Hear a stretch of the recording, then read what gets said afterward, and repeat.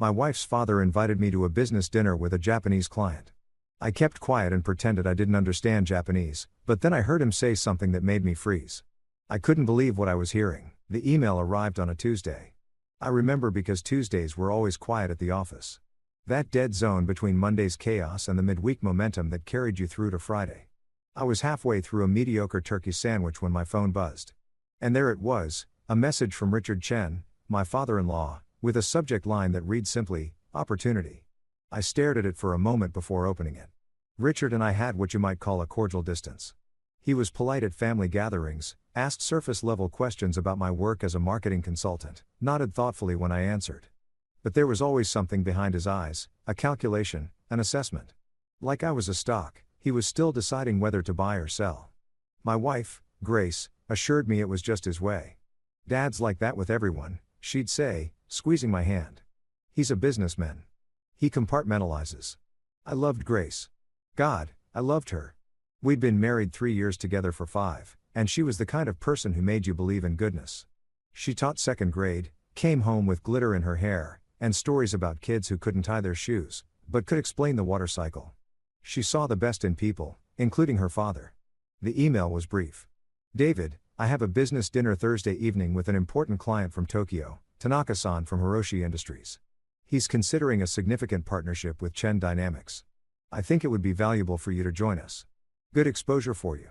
And Grace mentioned you've been looking to expand your consulting practice. Matsuri Restaurant 700 p.m. Dress well, Richard. I read it twice, then a third time.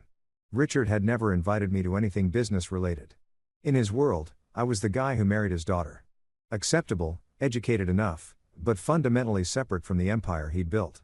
Chen Dynamics was his creation. A mid-sized import-export company that had grown from a single shipping container operation into a multi-million-dollar enterprise connecting American retailers with Asian manufacturers. Richard was proud of it in the way some men are proud of their children, fiercely, possessively, without room for question or critique.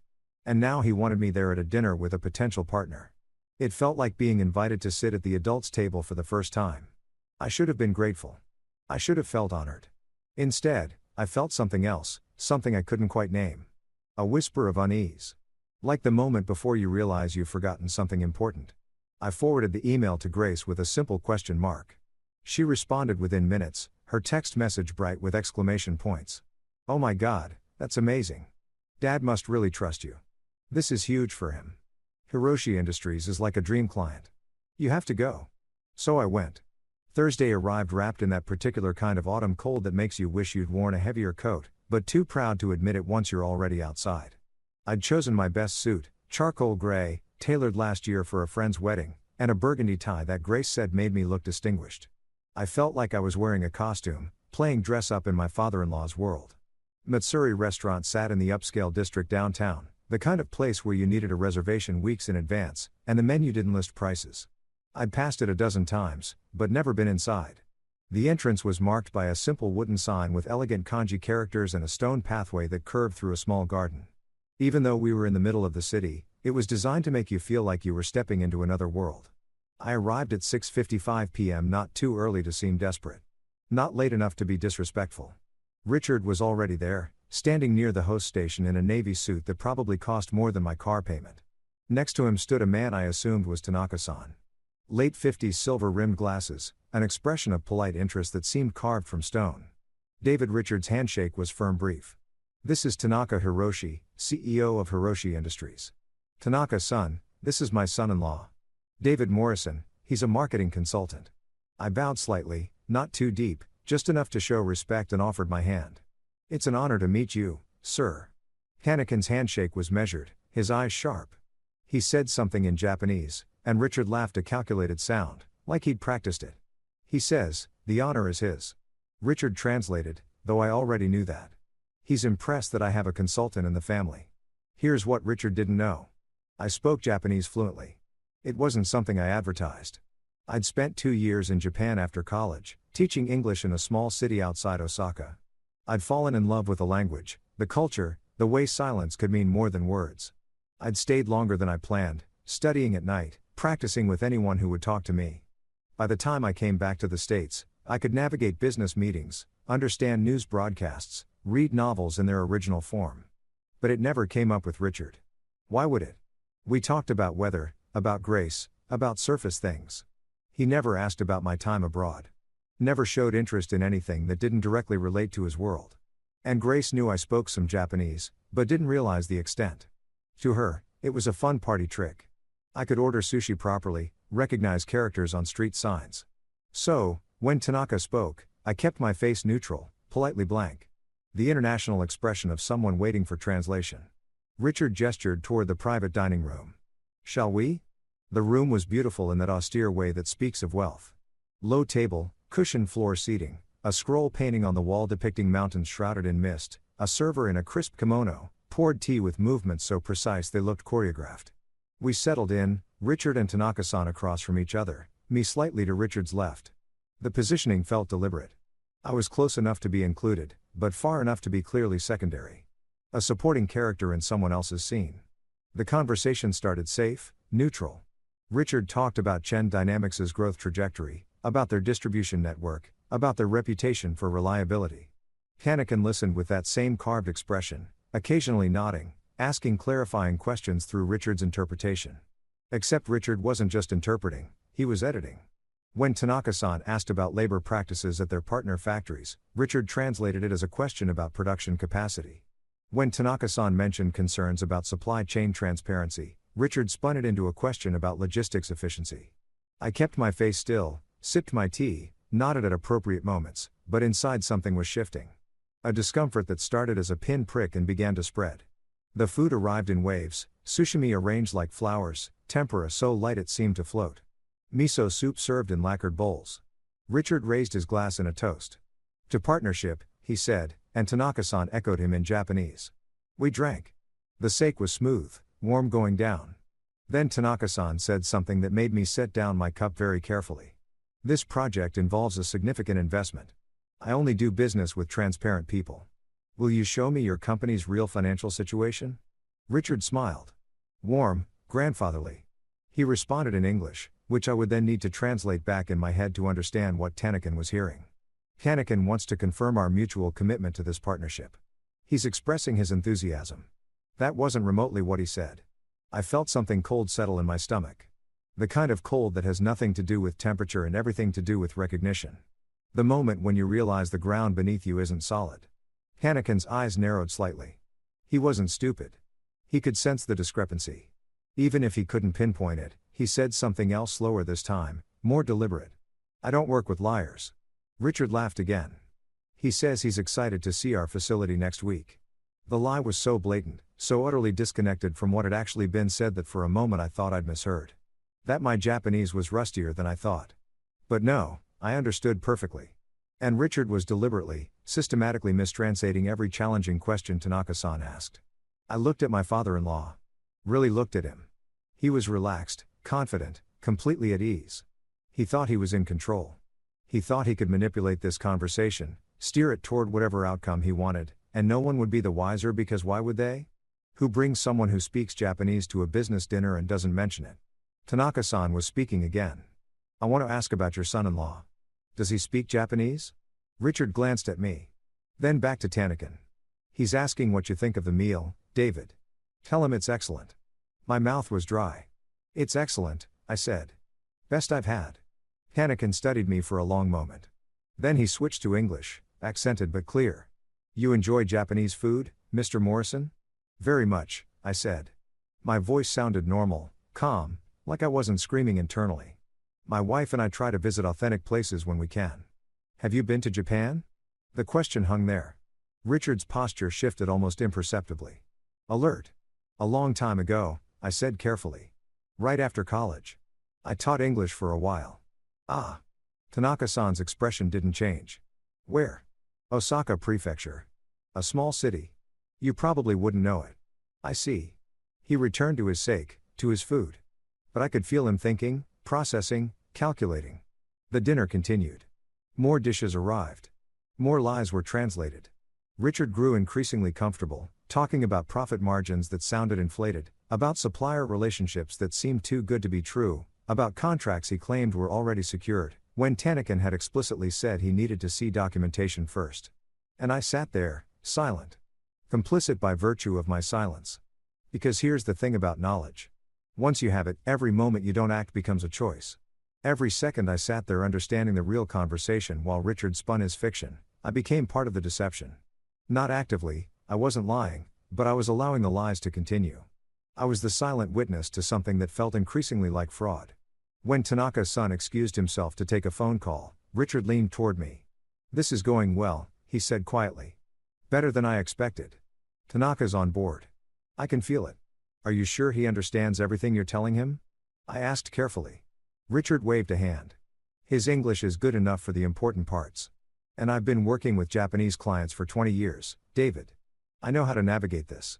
"You're lying to him." I wanted to say, "You're mistranslating every difficult question. You're building a partnership on deception." But I didn't say it. I nodded. I sipped my tea. I became complicit. Tanaka-san returned. The dinner wound down. We exchanged business cards, mine simple and somewhat apologetic next to Richard's embossed perfection and Tanaka-san's minimalist elegance. We bowed. We shook hands. Richard scheduled a follow-up meeting. As we walked out into the cold night air, Richard clapped me on the shoulder. "Thanks for coming, David. I know this isn't usually your scene, but it means something that you were here. Family matters in business. It shows stability." "I'm glad I could help," I said automatically. He handed his valet ticket to the attendant. "Grace mentioned you're looking to expand your consulting practice. I might have some contacts for you, people who could use your services. Let me make some calls." It was an offering, a reward for good behavior, for playing my part, for being the appropriate son-in-law who dressed well and made polite conversation and asked no uncomfortable questions. I should have felt grateful.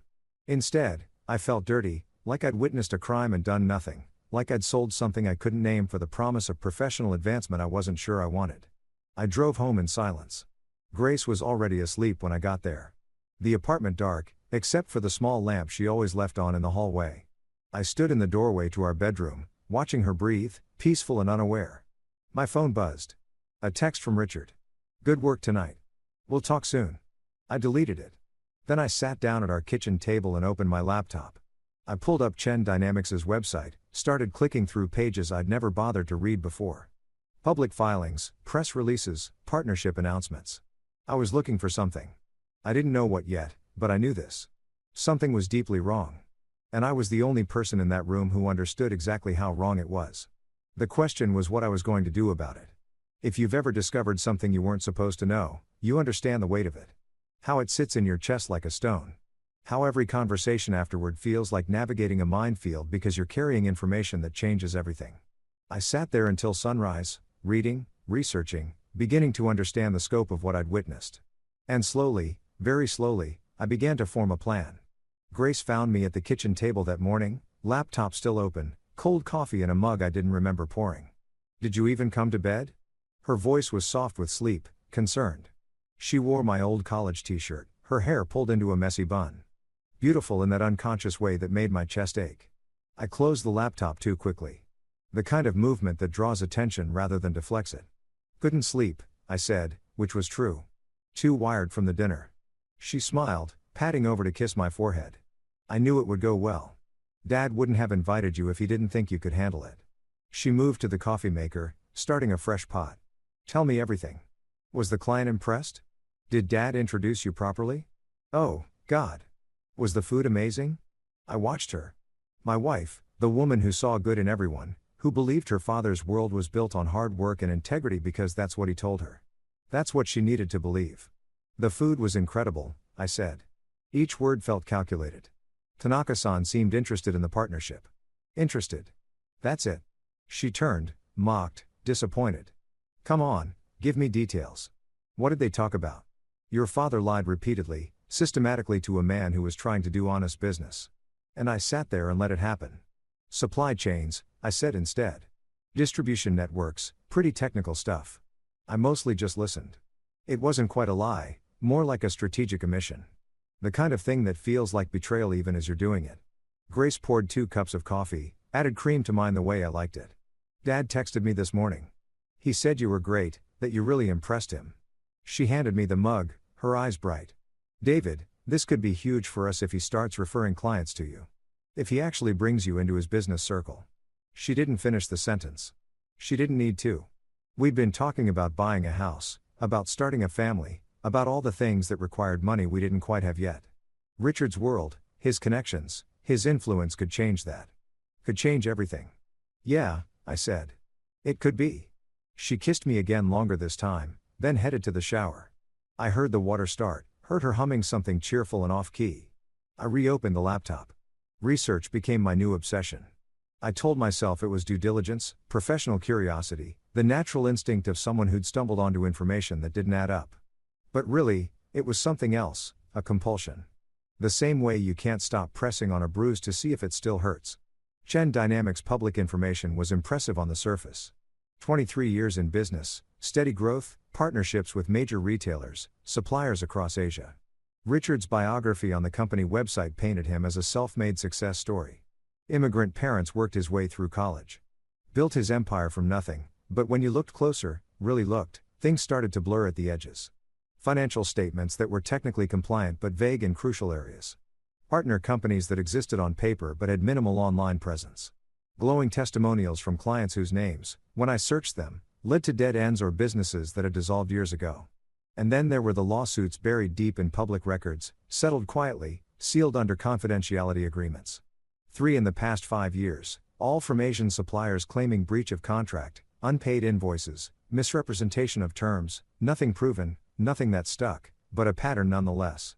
Like seeing the same card come up too many times in what's supposed to be a random shuffle. I created a folder on my laptop, labeled it Market Research, generic enough that Grace wouldn't think twice if she saw it. Inside, I started compiling everything: screenshots of suspicious transactions, links to archived news articles, notes on the discrepancies between what Richard had said at dinner and what I could verify independently. The deeper I dug, the clearer it became. My father-in-law was running a sophisticated shell game. Not quite illegal, he was too smart for that, but profoundly unethical. He would sign contracts with suppliers based on inflated promises, deliver partial payments, then dispute terms when it came time for full compensation. He'd leverage language barriers and cultural differences, knowing most small Asian manufacturers couldn't afford to pursue international litigation. And he was about to do the same thing to Tanaka Hiroshi. Hiroshi Industries wasn't some small supplier. They were established, respected, substantial. But Richard had clearly identified them as his next mark. The dinner, the charm offensive, the careful mistranslations. It was all set up. He was going to convince Tanaka to commit significant resources. Probably front-load production or provide favorable credit terms. And then I didn't know exactly what came next, but I knew it wouldn't be honest. "You've been distant," Grace said it on Saturday morning, standing in our bedroom doorway while I sat at my makeshift desk. Really just a corner of our dining table where I'd claimed squatter's rights. My laptop was open again, always open now. I looked up, just busy. Got a few new client proposals I'm working on a Saturday. She crossed her arms, not angry, worried. "David, you barely ate dinner last night. You're up until 2-3 in the morning every night. And when I talk to you, you're somewhere else." She wasn't wrong. I'd been somewhere else. Stuck in a loop of discovery and dread trying to figure out what the hell I was supposed to do with information I never should have had. "I'm sorry," I said, and meant it. "This project is just it's complicated." "Is it for one of Dad's contacts?" she asked hopefully. "Did he send work your way already?" The assumption stung that any professional success I had would naturally flow from Richard's generosity, that I needed his intervention to thrive. "No," I said, "different client." Grace moved closer, put her hand on my shoulder. "I'm proud of you. You know that, right? You don't need to kill yourself trying to prove something." But that was exactly what I was doing. Trying to prove something to myself, maybe. That I wasn't just the son-in-law who showed up on holidays and smiled politely. That I had principles that mattered more than comfort, that I could see wrongdoing and not just turn away because it was easier. "I know," I said. I pulled her down for a kiss, held her a moment longer than necessary, like I was trying to memorize something I was afraid of losing. Monday, I called in sick to work, told my actual clients I had food poisoning, spent the day at the public library instead, using their computers and guest Wi-Fi because I was becoming paranoid about digital footprints. I found Tanaka Hiroshi's professional profile on LinkedIn. Distinguished career, board member of 2 nonprofits focused on ethical business practices, published articles about corporate responsibility and transparent supply chains. He wasn't just a businessman. He was someone who genuinely cared about doing things right. And Richard was going to destroy him or try to anyway. Because Tanaka wasn't some small operation that could be bullied or manipulated. He had resources. He had reputation. If Richard tried his usual tactics and Tanaka discovered the deception, the lawsuit would be massive, public. It would unravel everything Richard had built and Grace would be caught in the aftermath. Her father exposed, her family name dragged through proceedings and press coverage. The carefully constructed world she lived in would collapse. I could prevent that. I could say nothing, do nothing, let events unfold however they would, stay out of it, protect my marriage, my relationship with my wife's family, my own comfortable position in Richard's good graces, or I could act. The question was, how and at what cost? That night, Grace's mother called. I heard Grace on the phone in the other room, her voice bright and animated. "Mom, I know," Dad said. "The dinner went amazing." "Yes, David was perfect." "No, he didn't say anything embarrassing." I sat very still, listening to my wife defend me against criticisms I hadn't heard. Prove my worth to parents who'd apparently been skeptical. When she hung up, she came into the kitchen where I was pretending to cook dinner. "Mom says, Dad's really serious about this Hiroshi partnership. He thinks it could be the biggest deal of his career." She wrapped her arms around me from behind and she said, "Thank you for being there, for supporting him." She said it meant a lot. I stared at the vegetables I was chopping. "I didn't do much. You were there. That's what matters." She rested her chin on my shoulder. "They're having a family dinner Friday to celebrate the partnership moving forward. You'll come, right?" "Of course," I said automatically. "Good," because she hesitated. "I know they can be a lot sometimes. Dad especially. But they're trying, David. They really are. They're accepting you, seeing you as part of the family, not just the guy who married me." The words hit like physical blows because she meant them kindly, because she thought she was sharing good news. Because she had no idea that her father's acceptance was conditional, transactional, based entirely on my perceived usefulness and continued compliance. "That's great," I managed. "Really great." She squeezed me tighter. "I love you. I love you, too." And I did.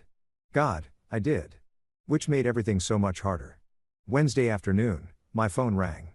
Unknown number. I almost didn't answer. "Mr. Morrison." The voice was accented. Formal. "This is Tanaka Hiroshi. We met last week at Matsuri." My heart stopped. Actually stopped, then started again, too fast, too hard. "Mr. Tanaka," I said carefully. "This is unexpected. I apologize for calling directly. I obtained your number from the business card you provided." A pause. "I wonder if you might have time to meet for coffee perhaps. There are some matters regarding your father-in-law's company that I would like to discuss." Every warning bell in my head started ringing at once. This was it. The moment where staying neutral became impossible, where I had to choose a side. "What kind of matters?" I asked. Another pause. Longer this time. "I believe you understood more of our dinner conversation than you indicated, Mr. Morrison. Am I correct?" My mouth was dry. My hand holding the phone was shaking. "I am not sure what you mean." "I have been in business for 30 years, Tanaka said quietly. "I know when someone is truly listening and when they are merely waiting their turn to speak. You were listening very carefully. And your face, Mr. Morrison, it showed things. Small things, but things nonetheless." I closed my eyes. "Mr. Tanaka, I am not asking you to betray anyone," he interrupted. "I am simply asking for truth. I am about to commit significant resources to a partnership with Chen Dynamics. If there are reasons I should reconsider, I believe I deserve to know. Don't you agree?" It was a fair question, a reasonable question. The kind of question a person with integrity would answer honestly. "I don't know if I can help you," I said finally. "Cannot or will not." The distinction mattered. Cannot implied impossibility beyond my control. Will not implied choice, implied that I was actively choosing to protect Richard's deception. "It's complicated," I said. "Most important things are." Tanaka's voice remained gentle, patient. "Mr. Morrison, I am staying at the Meridian Hotel downtown. I will be in the lobby restaurant tomorrow morning at 8 o'clock having breakfast. If you choose to join me, I will be grateful for your time. If you do not appear, I will understand and will not contact you again. Mr. Tanaka, I have to think about, of course, think carefully, but please understand. I'm not asking you to lie. I'm asking you not to stay silent while lies continue. There is a difference." He hung up. I sat there holding my dead phone, feeling like I'd been punched, because he was right. There was a difference. And I'd been pretending there wasn't. Telling myself that not actively lying was enough. That silence wasn't complicity. But it was. Every moment I'd sat at that dinner, understanding what was really being said, watching Richard manipulate and deceive, I'd been complicit. I'd been part of it. That night, I barely spoke. Grace noticed. Of course, she noticed, but I blamed it on work stress. She accepted the excuse because she wanted to, because it was easier than pushing. I lay awake next to her, listening to her breathe, watching the shadows move across the ceiling. 8 o'clock, the Meridian Hotel. Tomorrow, if I told Tanaka the truth, I would be betraying my father-in-law, potentially destroying his business, his reputation. Grace would never forgive me. Her family would never forgive me. My marriage might not survive it. If I didn't go, I would be choosing comfort over integrity. I would be saying that my personal peace was worth more than truth. That some people's right to honest business dealings didn't matter as much as my need to avoid conflict. I thought about the suppliers Richard had cheated. Small manufacturers, people who trusted him, who delivered goods or services in good faith and been left holding unpaid invoices and broken promises. I thought about how Richard had used cultural differences as weapons, how he'd taken advantage of language barriers, legal distances, the simple fact that pursuing justice internationally was expensive and exhausting. I thought about Tanaka Hiroshi's articles about ethical business practices, about transparency, about the kind of world he was trying to build. And I thought about Grace, my wife, the woman I loved, the innocent party in all of this, who didn't deserve to have her world shattered because her husband couldn't keep his mouth shut. At 3 o'clock in the morning, I got out of bed, went to the bathroom, closed the door, sat on the floor with my back against the wall. I pulled out my phone, searched for flights to nowhere in particular, rental cars, hotels in distant cities. Not because I was actually planning to run, though. The thought had crossed my mind, but because I needed to know I had options. Escape routes. Ways out of whatever was coming. Then I deleted the searches, cleared my browser history. If you've ever been trapped between two impossible choices, you know this feeling. The way your mind spins, trying to find an angle you haven't considered. A third option, a magical solution where no one gets hurt and everyone's happy, and you don't have to be the one who brings the hammer down. But life doesn't work that way. Not really. Sometimes you just have to choose which bridge to burn and try to live with the smoke. I stayed on that bathroom floor until dawn broke through the small window above the shower. Watched the darkness turn gray, then gold, then the harsh white of morning. Grace knocked softly. "David, you okay?" "Yeah," I said. My voice sounded strange, distant. "Just needed a minute. Come back to bed. It's early. I will soon." But I didn't. I stayed there, counting minutes, watching light move across tiles, trying to find the courage to do what I already knew I was going to do. 7:45. I checked my reflection in the mirror. I looked like someone who hadn't slept, someone carrying something heavy. I looked like someone about to change everything. The Meridian Hotel lobby smelled like expensive coffee and quiet money. I stood outside the glass doors for 5 minutes, maybe 10, watching well-dressed people flow in and out. Business travelers with rolling suitcases and practiced efficiency. Hotel guests in athleisure heading to whatever spa or workout facility justified the room rate. Everyone moving with purpose, like they knew exactly where they belonged. I didn't belong here. I belonged at home in bed with my wife, pretending I hadn't seen what I'd seen. Pretending I didn't know what I knew. 7:58. I pushed through the doors. The restaurant was tucked off the main lobby, all blonde wood and soft lighting. The kind of place where breakfast cost $30 and no one blinked. Tanaka sat at a corner table reading something on a tablet, a pot of tea steaming gently beside him. He wore a crisp white shirt, no tie, reading glasses perched on his nose. He looked like someone's thoughtful uncle, not a CEO about to be defrauded. He glanced up as I approached. Something shifted in his expression, not quite relief, but maybe satisfaction, like he'd placed a bet and won. "Mr. Morrison," he said, standing, bowing slightly. "I am grateful you came." I sat down before I could change my mind. Before I could turn around and run, a server appeared immediately. Poured me water. I didn't remember requesting. Asked if I wanted coffee. I said yes, even though I'd already had 3 cups at home, watching dawn break. Trying to convince myself I wasn't about to blow up my life. "I was not certain you would come," Tanaka said once we were alone. He removed his reading glasses, folded them carefully. "It takes courage what you are doing." "I'm not doing anything yet," I said. My voice sounded strange. Strained. "I'm just here. That in itself is something." He poured tea into a second cup, pushed it toward me. "Green tea, very calming. I find it helps with difficult conversations." I wrapped my hands around the cup. The warmth was grounding, real. Everything else felt like I was watching it happen to someone else.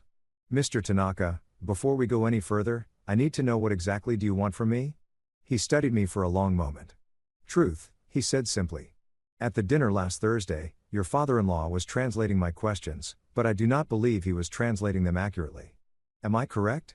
The moment stretched. This was it. The point of no return. I could still lie.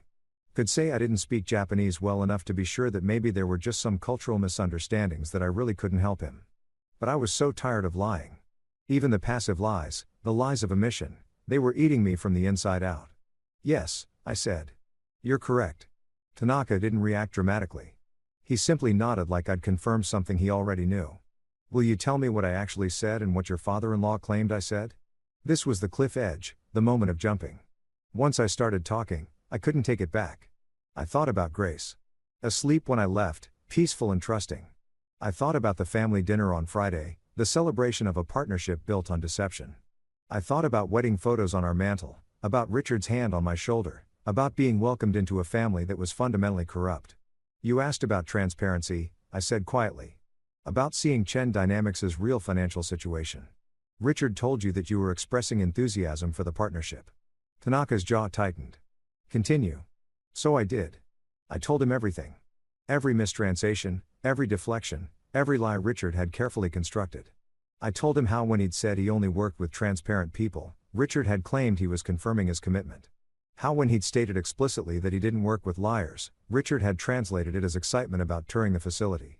With each revelation, Tanaka's expression grew darker, not angry, controlled, but you could see the calculations happening behind his eyes, the pieces falling into place. When you asked if I spoke Japanese, I said, Richard told me you were asking about the meal. He specifically didn't want you to know I understood because then I would have known immediately that he was lying. Tanaka sat down his teacup with precise care. Mr. Morrison, why did you not say something at the time? Why allow this deception to continue? The question wasn't accusatory, just honest. Wanting to understand? Because he's my father-in-law, I said. Because my wife loves him and trusts him. Because I was afraid of what telling the truth would cost me. And now I'm more afraid of what staying silent will cost me. And you? I met his eyes. You're not his first, are you? You're not the first person he's done this to. Tanaka shook his head slowly. I suspected as much. When I began my due diligence on Chen Dynamics, there were inconsistencies, small things that did not align. Former partners who would not return calls, sealed legal settlements, nothing conclusive, but enough to create doubt. So why move forward at all? Because I wanted to give him the benefit of that doubt because I believe in assuming good faith until proven otherwise. His voice hardened. But I also believe in protecting myself and my company, which is why I had my legal team continuing their investigation, even as we moved toward partnership discussions. He pulled out his phone, swiped through something, then turned it toward me. It was an email thread, all in Japanese, between his lawyers and what looked like representatives from several Asian manufacturing companies. 3 confirmed cases of contract manipulation, Tanaka said. 2 cases of partial payment followed by spurious quality complaints to avoid full compensation. 1 case of complete non-payment with threats of legal action if pursued. All within the past 6 years, all with smaller suppliers who could not afford international litigation. I felt sick. Why hasn't anyone stopped him? Because he is careful. He stays just within legal boundaries. Exploits language barriers and cultural differences makes it more expensive to pursue justice than to accept the loss. It is a strategy, Mr. Morrison. A calculated, methodical strategy of predation. The coffee arrived. I didn't touch it. Couldn't imagine putting anything in my stomach right now. There is something else, Tanaka said. He pulled a folder from the bag beside his chair, slid it across the table. This arrived yesterday from my investigators. I think you should see it. I opened the folder. Financial documents. Chen Dynamics internal records somehow obtained by Tanaka's team, and they painted a very different picture than the public filings I'd seen. The company was in trouble. Deep trouble. Revenue was down 40% over 3 years. Several major clients had severed relationships. The operational accounts were being shuffled between subsidiaries in what looked like sophisticated money laundering, moving funds around to create the illusion of solvency while masking significant debt. Richard Chen is desperate, Tanaka said quietly. He needs this partnership not to grow his business, but to save it. My company's resources, our reputation, our distribution network. He plans to use them as collateral to secure loans he cannot currently obtain. Then when those loans come due and he cannot pay, the liability will partially fall on Hiroshi Industries as his partner. Jesus. The word came out barely above a whisper. If I had signed the preliminary agreement we discussed, which he was pushing to finalize this week, I would have exposed my company to potentially millions in fraudulent debt. Tanaka closed the folder. Your father-in-law is not just unethical, Mr. Morrison. He is engaged in what my lawyers believe constitutes criminal fraud. The restaurant sounds faded to background noise. The clink of silverware, the murmur of conversation, the soft jazz playing through hidden speakers. It all felt very far away. What are you going to do? I asked. Legally, I'm withdrawing from all partnership discussions immediately. My lawyers will file formal complaints with the appropriate regulatory agencies. What happens after that is beyond my control. He paused. But that is not why I asked you here. Then why? Tanaka leaned forward. Because you are in danger, Mr. Morrison. When I withdraw, when investigations begin, your father-in-law will look for explanations. He will wonder how his deceptions were discovered. And he will remember that you were present at our dinner, that you sat silent while he spoke Japanese. Eventually, he may wonder why you were so silent. The implication settled over me like ice water. You think he'll blame me? I think he will look for someone to blame, and you are the obvious variable, the new element in his careful equation. Tanaka's voice softened. I am telling you this not to frighten you, but to give you time to prepare, to protect yourself, and if I may say, to protect your wife. She deserves to know who her father truly is. Grace, God, Grace. She won't believe me, I said. If I tell her any of this, she'll think I'm attacking her father, that I'm trying to drive a wedge between them. Perhaps initially, Tanaka pulled another document from his folder, which is why I am giving you this, a full report from my investigators with documentation, not speculation, not interpretation, simply facts, dates, records. If you choose to show it to her, she will have evidence. If you choose not to, at least you will know the full truth of what you are protecting her from. He slid the document across the table. It was thick, professional, devastating. Years of Richard's predatory practices laid out in meticulous detail. Why are you helping me? I asked. You don't know me. You owe me nothing. Tanaka smiled, sad and tired. Because you did something difficult today. You chose truth over comfort. That is rare, Mr. Morrison. And because he hesitated, I have a son-in-law myself in Japan, a good man who married my daughter 5 years ago. When they married, I told him, if I ever do something wrong, if I ever compromise my principles, I hope you will have the courage to speak honestly, not to betray me, but to save me from myself. He stood, preparing to leave. Your father-in-law is beyond saving, I think. But you are not, and neither is your marriage, if you handle this with wisdom and compassion. I stood too automatically.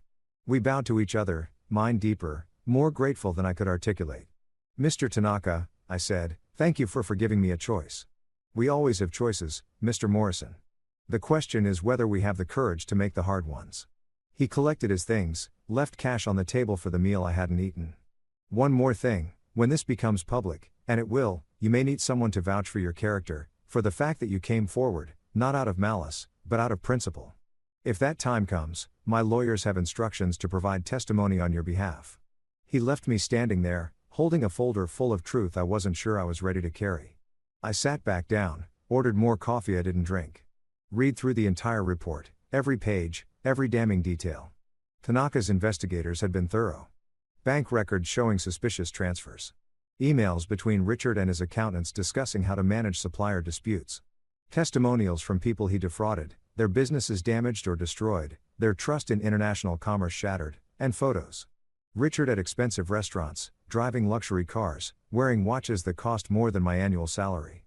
All while claiming his company was struggling, all while telling suppliers he couldn't afford full payment, all while presenting himself as a humble businessman trying to make an honest living. The hypocrisy was staggering, the calculated cruelty of it. These weren't abstract numbers on a spreadsheet. These were real people, real families, real lives, disrupted because one man decided his comfort mattered more than their livelihoods. My phone buzzed. Grace, good morning. You left early. Everything okay?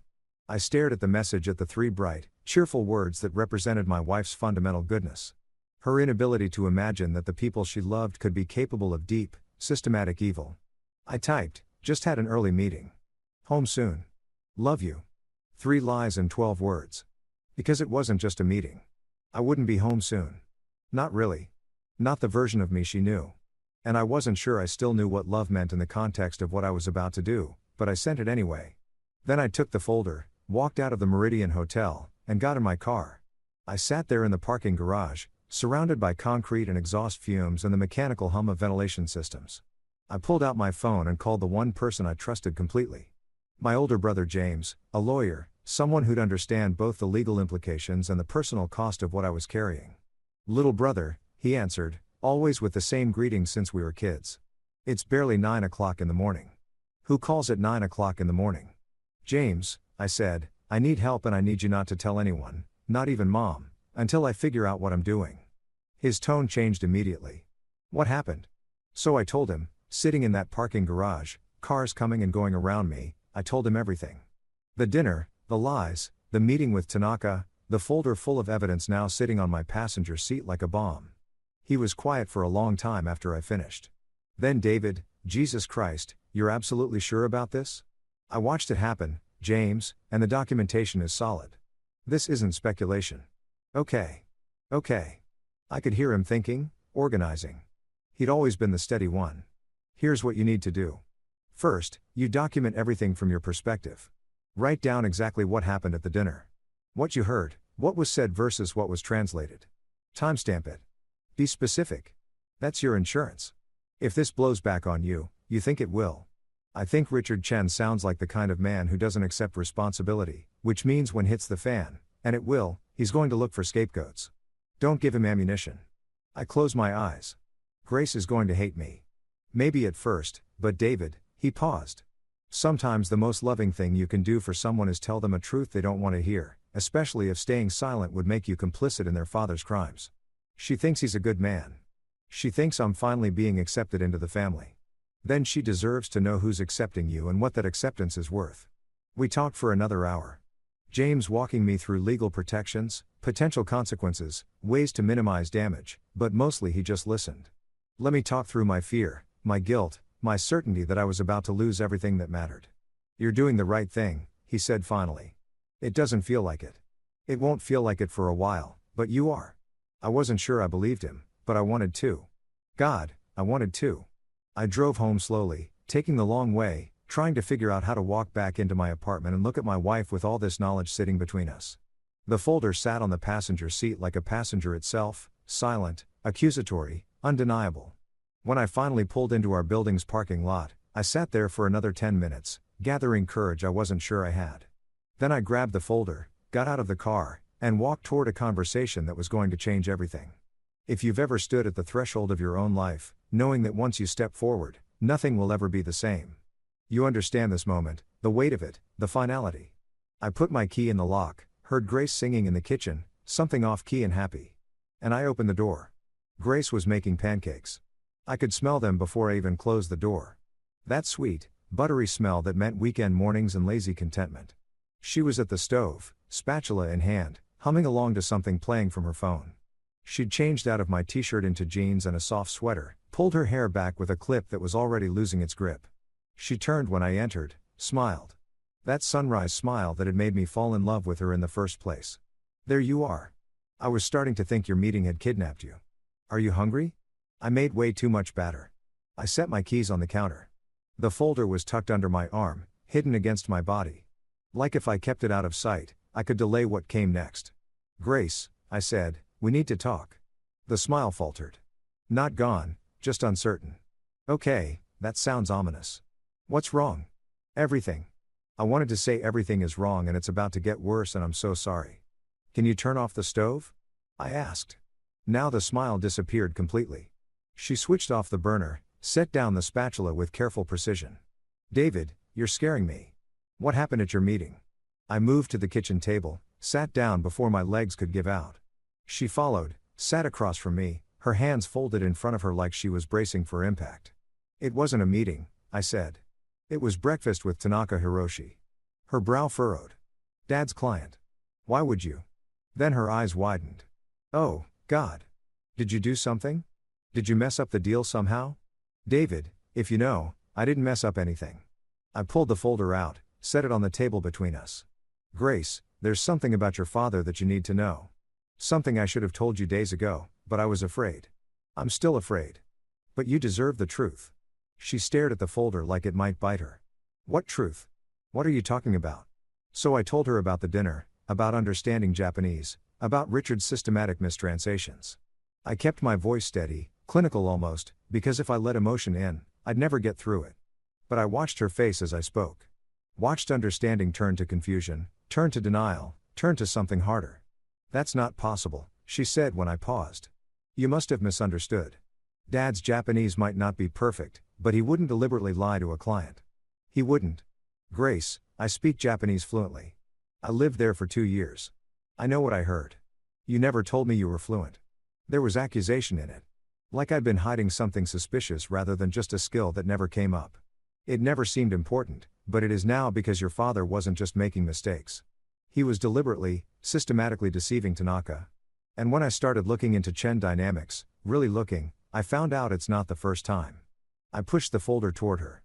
This is from Tanaka's investigators. Documentation of your father's business practices over the past 6 years. Grace, your dad has been defrauding suppliers. Small manufacturers in Asia who can't afford to fight back. He's built his whole empire on a foundation of exploitation and lies. She didn't touch the folder. I don't believe you. I know. I knew you wouldn't. Which is why I brought evidence. Evidence from his competitor. From someone who has every reason to make Dad look bad. Her voice was rising now. Color flooding her cheeks. God. David. What did he offer you? What did Tanaka promise you to turn against my family? The accusation stung more than I expected. He didn't offer me anything. He asked for the truth and I gave it to him. You gave it to him? You betrayed my father? Your family? She stood up abruptly, chair scraping against the floor. Do you have any idea what you've done? If this gets out, if Tanaka spreads these lies, they're not lies, Grace. You don't know that. You saw one dinner, had one conversation, and now you're ready to destroy everything my father built based on what? Documents from someone trying to sabotage a business deal. I stood too, facing her across the table. I saw him lie repeatedly, deliberately. I heard what was really being said, and I watched him twist it into something completely different. That's not misunderstanding. That's fraud. My father is not a criminal. The words echoed in our small kitchen. She was crying now. Angry tears that she swiped at impatiently like they were betraying her. Grace, please just look at the documentation. You don't have to believe me, but at least look at the evidence. Evidence you brought from a man who wants to hurt my family. Evidence you went behind my back to get. She wrapped her arms around herself. How long have you been planning this? Was the whole dinner just were you looking for dirt on Dad the entire time? No. God, no. I went to support him. I went because you asked me to. I never wanted to find any of this. But you went digging anyway. You couldn't just let it go, could you? You had to play detective. Had to prove something what? That you're smarter than him? That he's not good enough for you? Each word was a knife. This isn't about ego, Grace. It's about right and wrong. Right and wrong. She laughed, bitter and sharp. You don't think it was wrong to go behind my back? To meet with my father's business rival in secret? To collect evidence against my family? Like you're building some kind of case. I was trying to protect you from what? From my own father? She grabbed the folder, held it up. This is what protection looks like to you. Destroying my family, humiliating my parents. Your father is already humiliating himself. I'm just trying to stop him before he takes you down with him.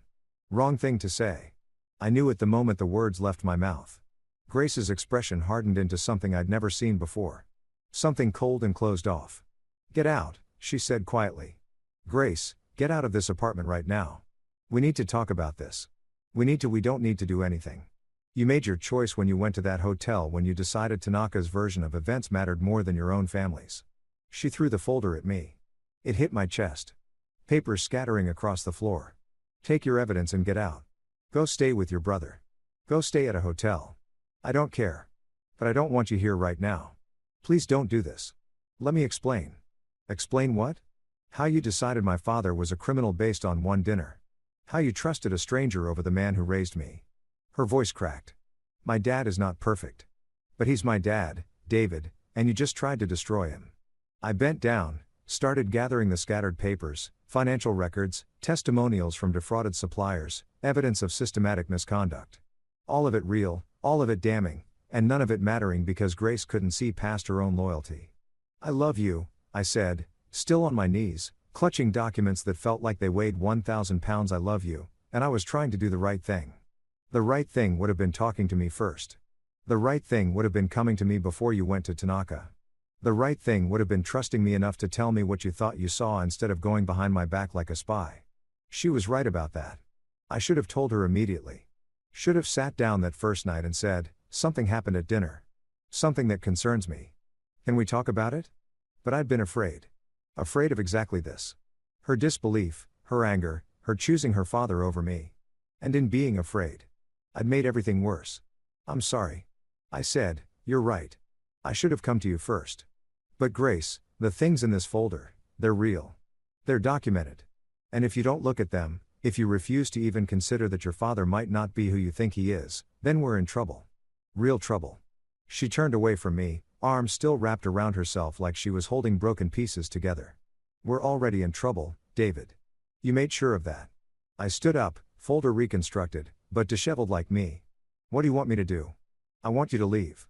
I need time to think. How much time? I don't know. She whirled back to face me. I don't know anything anymore. My husband just accused my father of being a criminal.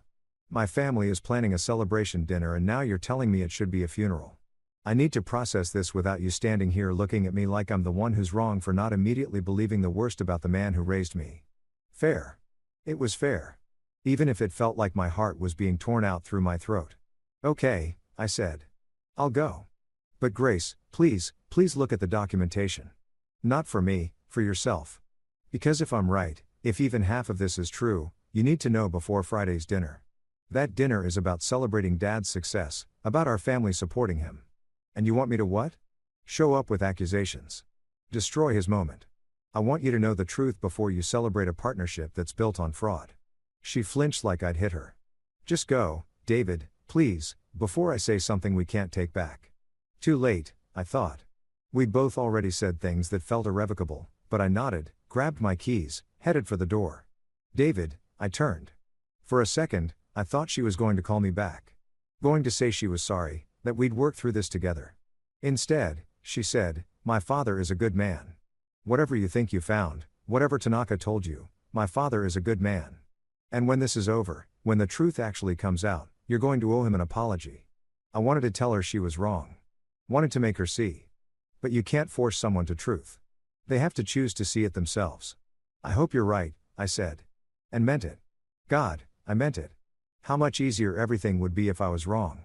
If Richard was innocent and I was just paranoid, jealous, misinterpreting. But I wasn't wrong. And deep down underneath her anger and denial, I think Grace knew it, too. Which was why she was so angry. Because knowing something and accepting it are two different things. I left. I drove to James' place. He lived 40 minutes away in a neighborhood he could barely afford. A one-bedroom apartment that smelled like old coffee and law books. He opened the door in sweatpants and a faded band t-shirt, took one look at my face, and pulled me inside. That bad? He asked. Worse, he made coffee. I didn't drink while I sat on his couch and told him everything. Grace's reaction, her denial, her anger, the way she'd looked at me like I was a stranger, someone capable of betrayal. She'll come around, James said. Once she looks at the documentation, she won't look at it. She threw it at me. Okay.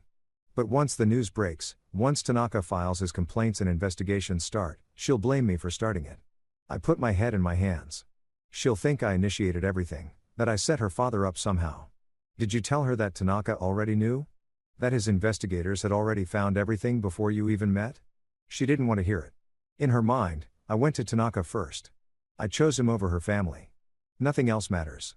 James sat down across from me. David, listen.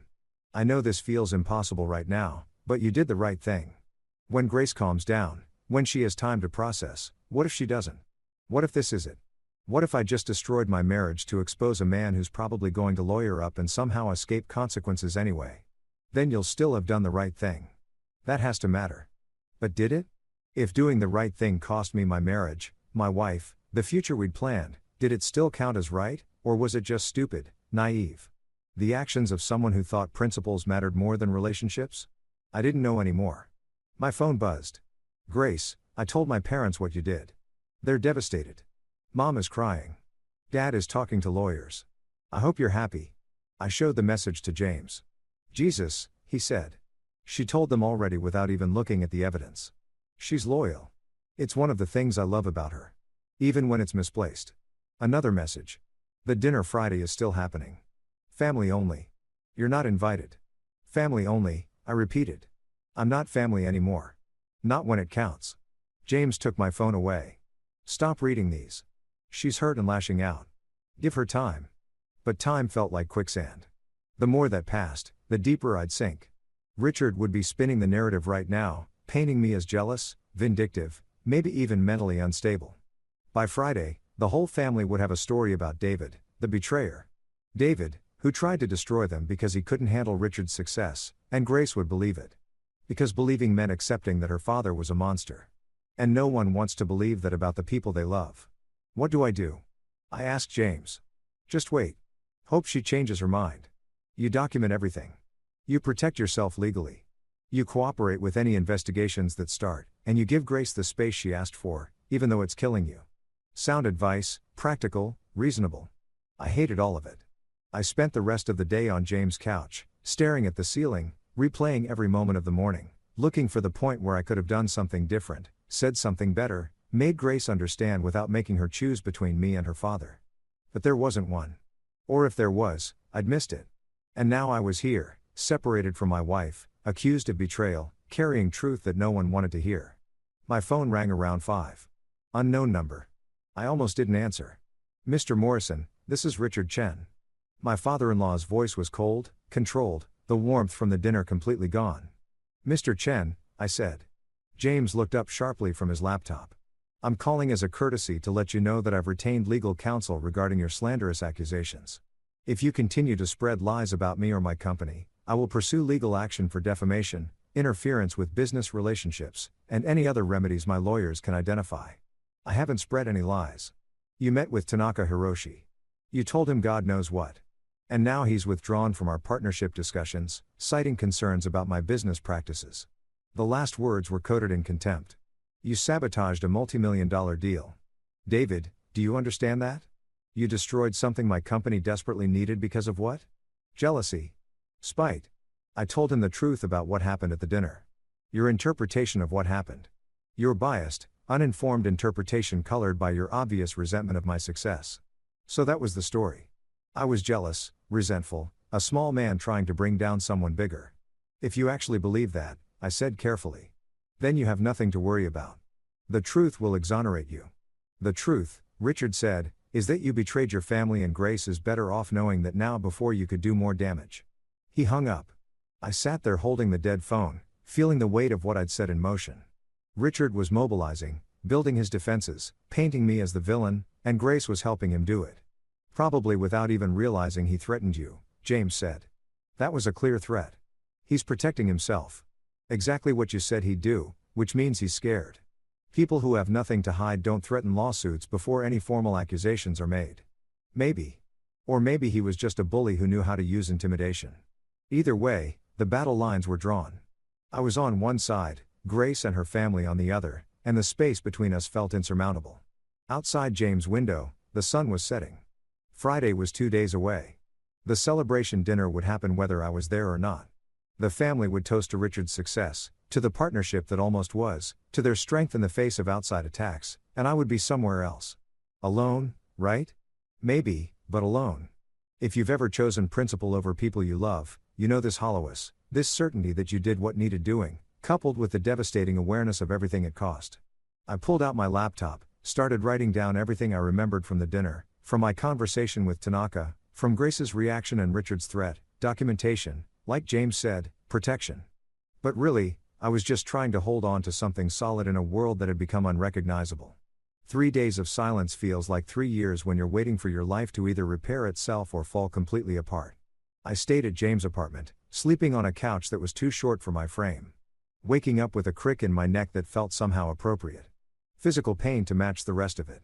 I'd go to work, had to, couldn't afford not to, and sit through meetings with clients, nodding at the right moments, making the appropriate sounds while my mind was 40 minutes away in an apartment where my wife was learning to think of me as the enemy. Grace hadn't called, hadn't texted beyond that initial flurry of anger. The silence was deliberate. I knew a statement. You chose this, the silence said. Now live with it. So I did. Or tried to. James was good about it. Didn't push. Didn't pry beyond what I volunteered. He'd come home from his law firm around 7, Find me exactly where he'd left me that morning, and just coexist, make dinner, share it, let me sit with my thoughts without demanding I articulate them. Brotherhood in its purest form, presence without pressure. You should eat, he'd say, pushing a plate toward me. I'm not hungry. Eat anyway. Spite is not a nutritionally complete diet.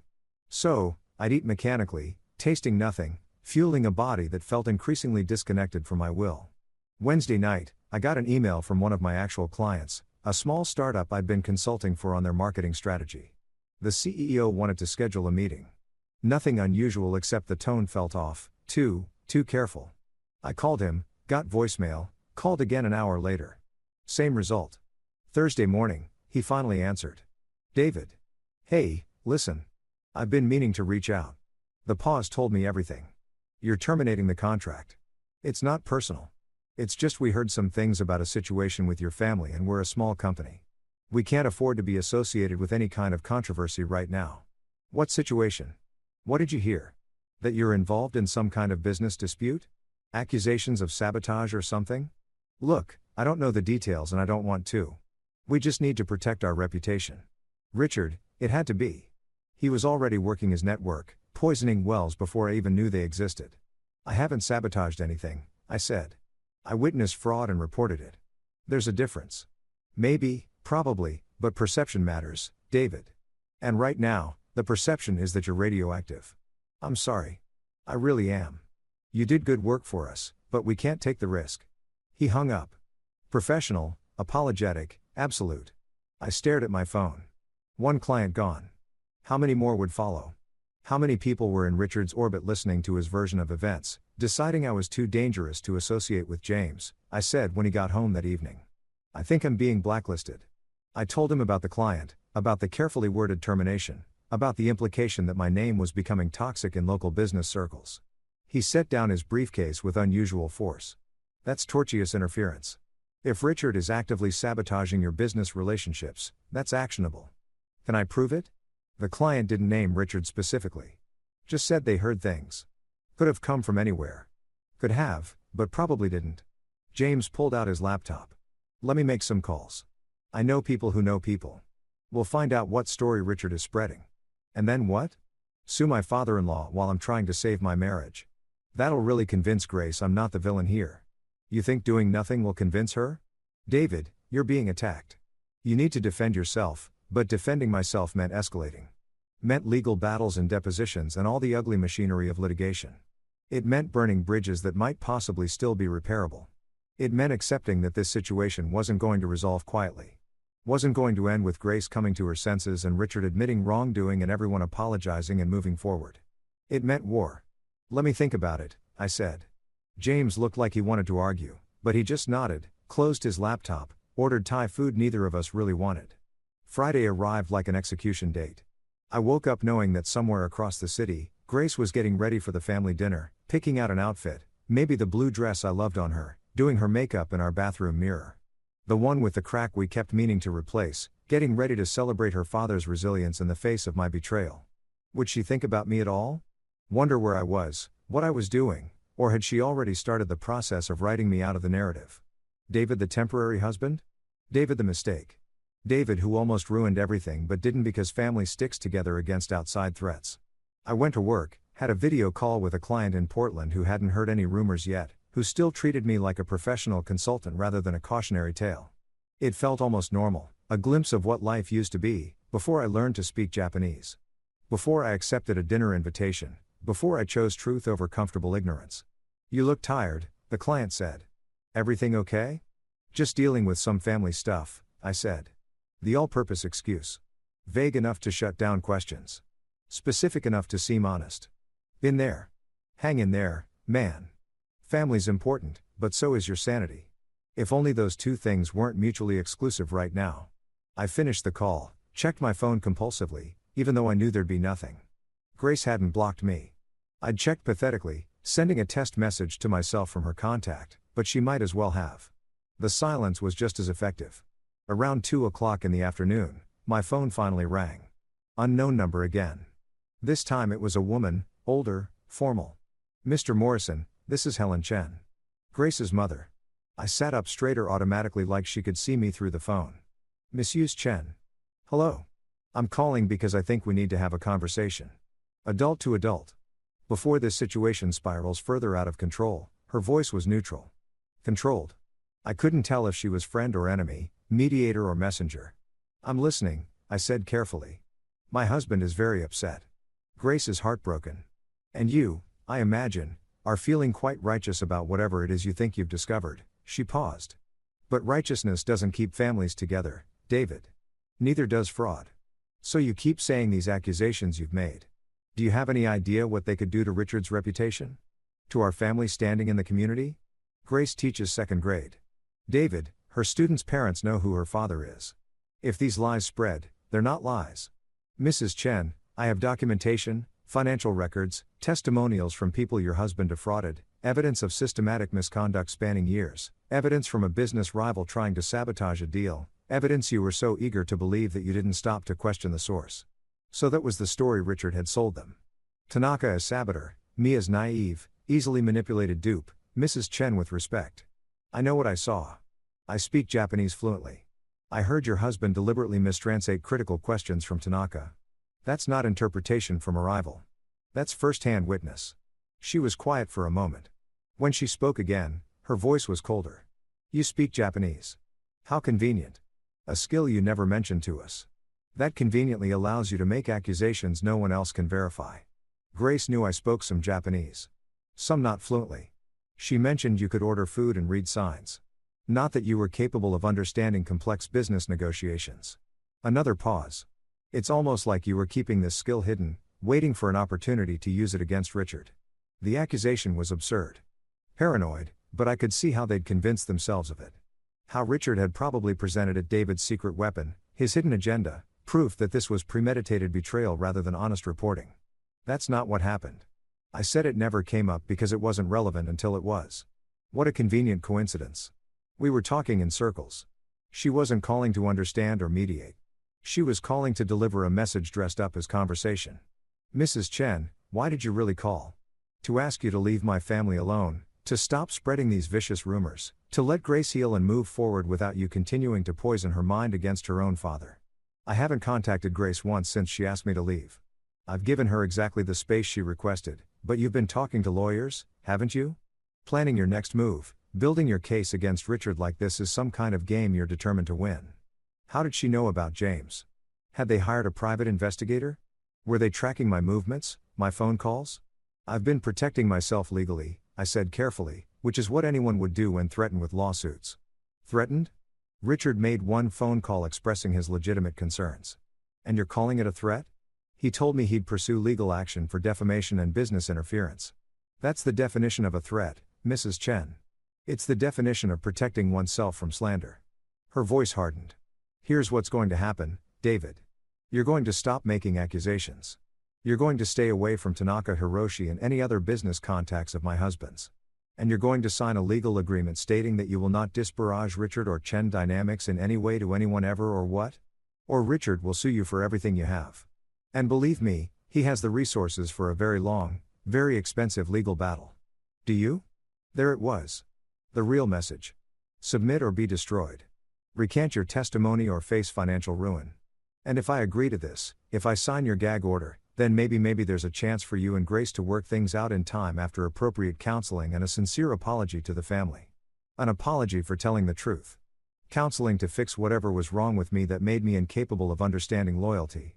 A conditional, controlled path back to Grace that required me to pretend I'd been wrong about everything. What if I can't do that? I asked quietly. What if I can't apologize for something I'm not sorry for? Then you're choosing your pride over your wife and you'll have to live with that choice. She hung up. I sat there, phone still pressed to my ear, listening to dead air. The ultimatum was clear. Truth or grace? Principle or marriage? Pick one because I couldn't have both. James came home early that afternoon. Face grim. I talked to some people. You're right about the blacklisting. Richard's been calling in favors, spreading word that you're unstable, litigious, a liability.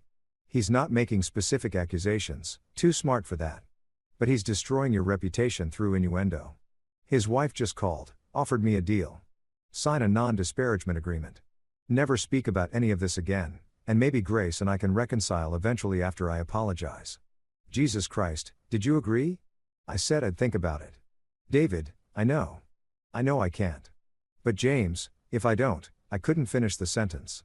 If I don't, I lose her for real. Forever. He sat down heavily. There's something else. Tanaka's investigators filed their report with the relevant regulatory agencies yesterday. Trade Commission, State Attorney General's office. Once those wheels start turning, there's going to be a formal investigation into Chen Dynamics. It's out of your hands now. So, even if I wanted to back down, sign their agreement, pretend none of this happened, it wouldn't matter. The truth is already in motion. Richard's going to be investigated regardless of what you do or don't say, which meant I'd already burned the bridges. The damage was done. Signing a non-disparagement agreement now wouldn't save my marriage or repair my relationship with Grace's family. It would just mean I'd silence myself for nothing. When will Richard find out about the investigation? I asked. Could be any time, could be Monday, could be right now. The thought of him getting that news at tonight's dinner, the celebration dinner, the family gathering meant to show solidarity against outside threats, felt almost poetic, his moment of triumph interrupted by the revelation that the threat wasn't outside at all. It was internal, built into the foundation of everything he'd created. He's going to know it was me, I said. Even if investigators never mention my name, he'll know. I was at the dinner. I spoke to Tanaka. I'm the obvious source. Then you need to be prepared. Restraining order prepared. Security system prepared. Richard Chen doesn't strike me as the kind of man who loses gracefully. The suggestion should have seemed paranoid. Extreme. But something in James' tone made me understand he was serious. He'd seen something in his research. Talked to people who knew Richard's history. Learned things he hadn't shared yet. What did you find? I asked. James opened his laptop, turned it toward me. 2 former employees who tried to blow the whistle on Chen Dynamics practices. Both ended up fired, blacklisted, and interestingly, both had their cars vandalized within weeks of leaving the company. Nothing proven, nothing connected to Richard directly, but the pattern's there. You think he'd actually hurt me? I think he's a man who's built his entire identity on control and success, and you've just taken both away from him. People like that don't just accept loss, they retaliate. I stared at the screen. Photos of smashed windshields, slashed tires, petty crimes that sent a clear message. See what happens when you cross me. I should warn Grace, I said. If her father is capable of, she won't believe you. You know that she'll think you're trying to manipulate her, turn her against Richard out of revenge. He was right. Any warning I sent would be dismissed as paranoia or strategic poisoning. Grace had chosen her side. Nothing I said now would change her mind. Only evidence would do that. Only seeing Richard's true nature herself. And by the time she saw it, it might be too late. The dinner was happening right now. 6 o'clock. I checked my phone obsessively. 6:15. 6:30. Imagining Grace arriving at her parents' house. The warmth of their greeting. The relief of being surrounded by family that supported her. The narrative they'd constructed together. David the outsider who tried to infiltrate their circle but revealed his true nature just in time. 7 o'clock. They'd be sitting down to eat now.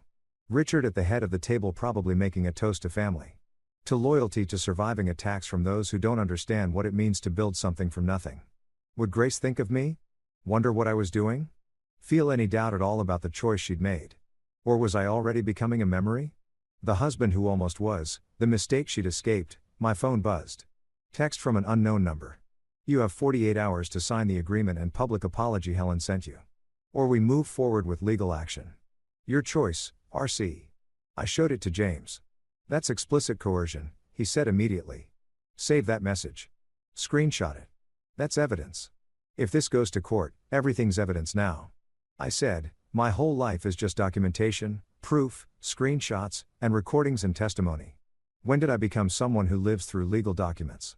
When you decided to tell the truth to people who profit from lies. 7:30 dinner would be winding down. Maybe they were having dessert. Maybe Richard was talking about future plans. Partnerships that would replace the failed Hiroshi deal. Opportunities that would prove David's sabotage meant nothing in the end. 8 o'clock. My phone rang. Grace. My heart stopped. Started. Raced. I answered on the second ring, trying not to sound desperate. Grace, I need you to hear something. Her voice was strange, tight, controlled, but barely. Dad's been drinking, talking, and he just said something. Something I need you to explain. Background noise. Voices. Her family's dinner's still happening. What did he say? He said. She paused. I heard her moving, a door closing, relative quiet. He said he's not worried about Tanaka's complaints because no one will believe a word without proof. And the only person who could actually provide proof is you, and you'll be too busy defending yourself from lawsuits to be credible. My breath caught. Grace, he said it like it was strategy, David. Like he'd planned it. And Mom just nodded. Like they'd discussed this before. Like destroying your credibility was always part of their plan. Her voice cracked. Tell me that's not what I think it is. Tell me my father isn't actually admitting to covering something up. This was it. The crack in her certainty. The first moment of doubt. Grace, where are you right now? In their guest room. Everyone else is still at dinner. Can you leave? Can you come here to James' place so we can talk? I can't just walk out of family dinner. David, they'd know something was wrong.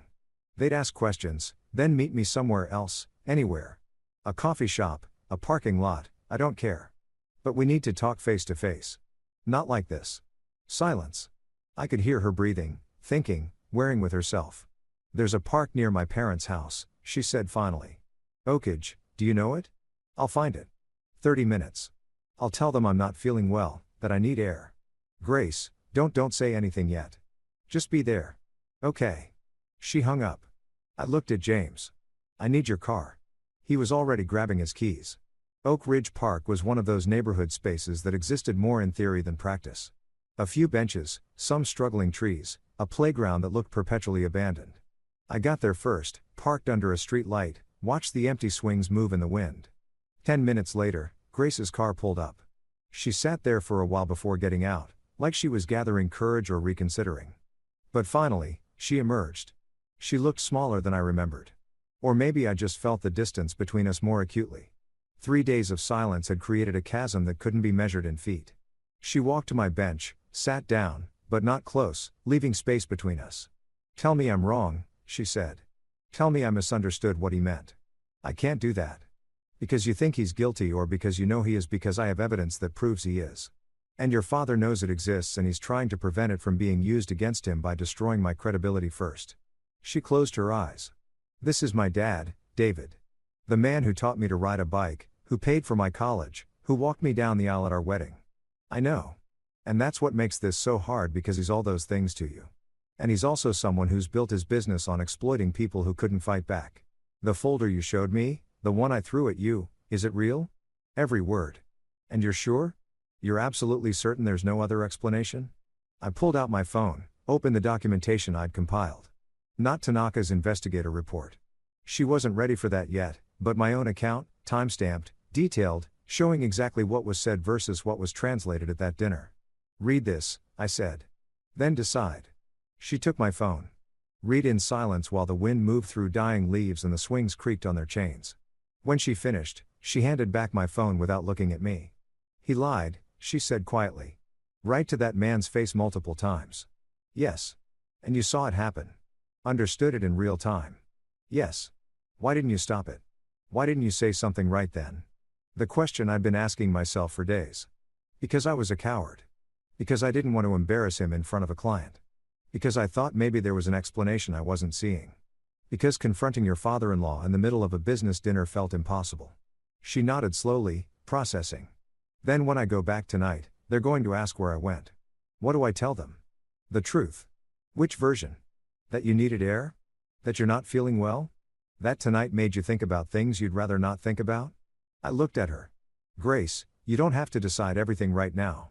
You don't have to choose sides immediately, but you deserve to know the full truth before you commit to defending someone who might not deserve it. He's my father. I know. And I'm your husband, and we're both asking you to trust us. The difference is I can prove what I'm saying. She stood up. I need time. How much? I don't know. More than 3 days, less than forever. She looked at me finally. I still love you. I need you to know that even when I'm so angry I can barely think straight. Even when I hate what you've done to my family, I still love you. But love doesn't fix this. It doesn't make the questions go away. It doesn't tell me who to believe when everyone I trust is saying opposite things. She walked back to her car, got in, sat there for another minute before starting the engine, and then she left. I stayed on that bench long after her tail lights disappeared. The park emptied further into darkness. The street light above me buzzing and flickering, insects dying against the bulb. I'd gotten what I wanted, Grace, hearing me out. Doubt entering her certainty. So why did it feel like losing? Because doubt wasn't the same as belief. And space wasn't the same as reconciliation. And time might give her perspective. Or it might just give Richard more opportunity to rebuild his story.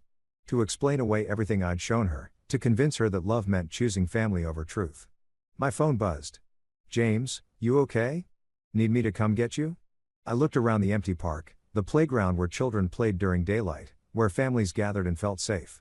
Now it was just shadows and wind and the ghost of conversations that changed everything. I'm okay. I texted back. Coming home soon. Home. James's couch.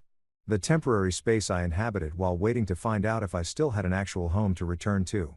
I sat there until the cold seeped through my jacket and my hands were numb. Until sitting still became its own form of penance. Then I got up, got in the car, and drove back to the life I'd chosen. The one where truth mattered more than comfort. The one where I had to believe had to that eventually. That choice would be vindicated. If you've ever sacrificed everything for a principle, you know this uncertainty. This horrible anxious wondering if you've made the greatest mistake of your life or the most important decision. All you can do is wait and hope and try to believe that truth eventually wins, even when all the evidence suggests otherwise. The investigation became public knowledge on Monday morning. I woke up on James' couch to 17 missed calls and a text from my mother that simply read, "What on earth is happening?" I pulled up the news on my phone. There it was. Third story down on the local business section. State Attorney General opens investigation into Chen Dynamics Import-Export Company. The article was careful, full of allegedly and according to sources, but the implications were clear. Fraud, misrepresentation, potential criminal charges pending further investigation. Richard's corporate headshot stared back at me from the screen. Professional, confident, the picture of a successful businessman who'd built an empire through hard work and determination. You'd never know from looking at him that he'd systematically exploited dozens of suppliers, that his empire was built on broken contracts and unpaid invoices and leveraged desperation. My phone rang. "Grace, did you know?" Her voice was raw, like she'd been crying. "Did you know this was coming?" I knew Tanaka's investigators had filed reports. I didn't know when they'd moved forward. It's everywhere, David. Every news site, every business page. My principal called this morning. Parents are already asking questions, wondering if it affects the school, if there's a situation they should be concerned about. She paused. One of the second graders asked if my dad was going to jail. "God, Grace. I'm sorry, are you? Because this is what you wanted, isn't it?" My father exposed, humiliated, destroyed. I wanted the truth to come out. I didn't want it to hurt you. Well, it does. It's hurting me very much. Do you know where I am right now? Sitting in my car in the school parking lot because I can't face going inside because everyone knows and everyone's looking at me differently. And I don't even know if my father actually did what they're saying or if this is all some horrible mistake. Grace, I went through his office last night. After I got back from the park, everyone was asleep and I went into his home office and started looking through files. Her voice dropped. I found things. David correspondence with suppliers. Emails where he's disputing charges claiming quality issues that don't match the photos he received. Spreadsheets with 2 sets of numbers. One for auditors, one labeled internal only. My chest tightened. What did you do? I took pictures of everything. Then I put it all back exactly how I found it and went to bed and pretended to be asleep when I heard him get up at 3 o'clock in the morning to make phone calls. She was crying now, trying to hide it and failing. He's my dad. He's my dad and he's been lying. Maybe for years, maybe forever. And I helped him. I defended him against you. I told you that you were wrong, that you were jealous and vindictive. And the whole time you didn't know. You couldn't have known. But I should have. Shouldn't I? I should have seen something. Some sign that the man who raised me was capable of this. But I didn't. Because I didn't want to. Because it was easier to believe you were the problem than to accept that my entire childhood was built on fraud. I wanted to hold her. Wanted to drive across the city and pull her into my arms and tell her it would be okay. But I didn't know if that was true. And I didn't know if she'd want me there. "What are you going to do?" I asked. "I don't know. I can't turn him in. He's my father. But I can't pretend I don't know either. So, I'm just sitting here paralyzed. While my students are probably inside wondering where their teacher is and why she looks like she's been crying. Grace, listen to me. You're not responsible for your father's choices. His actions are his own. The only thing you're responsible for is deciding what you're going to do now that you know the truth. And what's the right choice, David? Tell me, because every option feels like betrayal. If I support him, I'm complicit. If I don't, I'm abandoning my family. If I stay silent, I'm a coward. If I speak up, I'm a traitor. So, please tell me what's the right choice. I didn't have an answer because there wasn't one. There was no path forward that didn't involve pain, loss, impossible decisions. That was the cost of truth. Not just discovering it, but living with it afterward. I can't tell you what to do, I said finally. But I can tell you this. Whatever you decide, I'm here. I'm still your husband.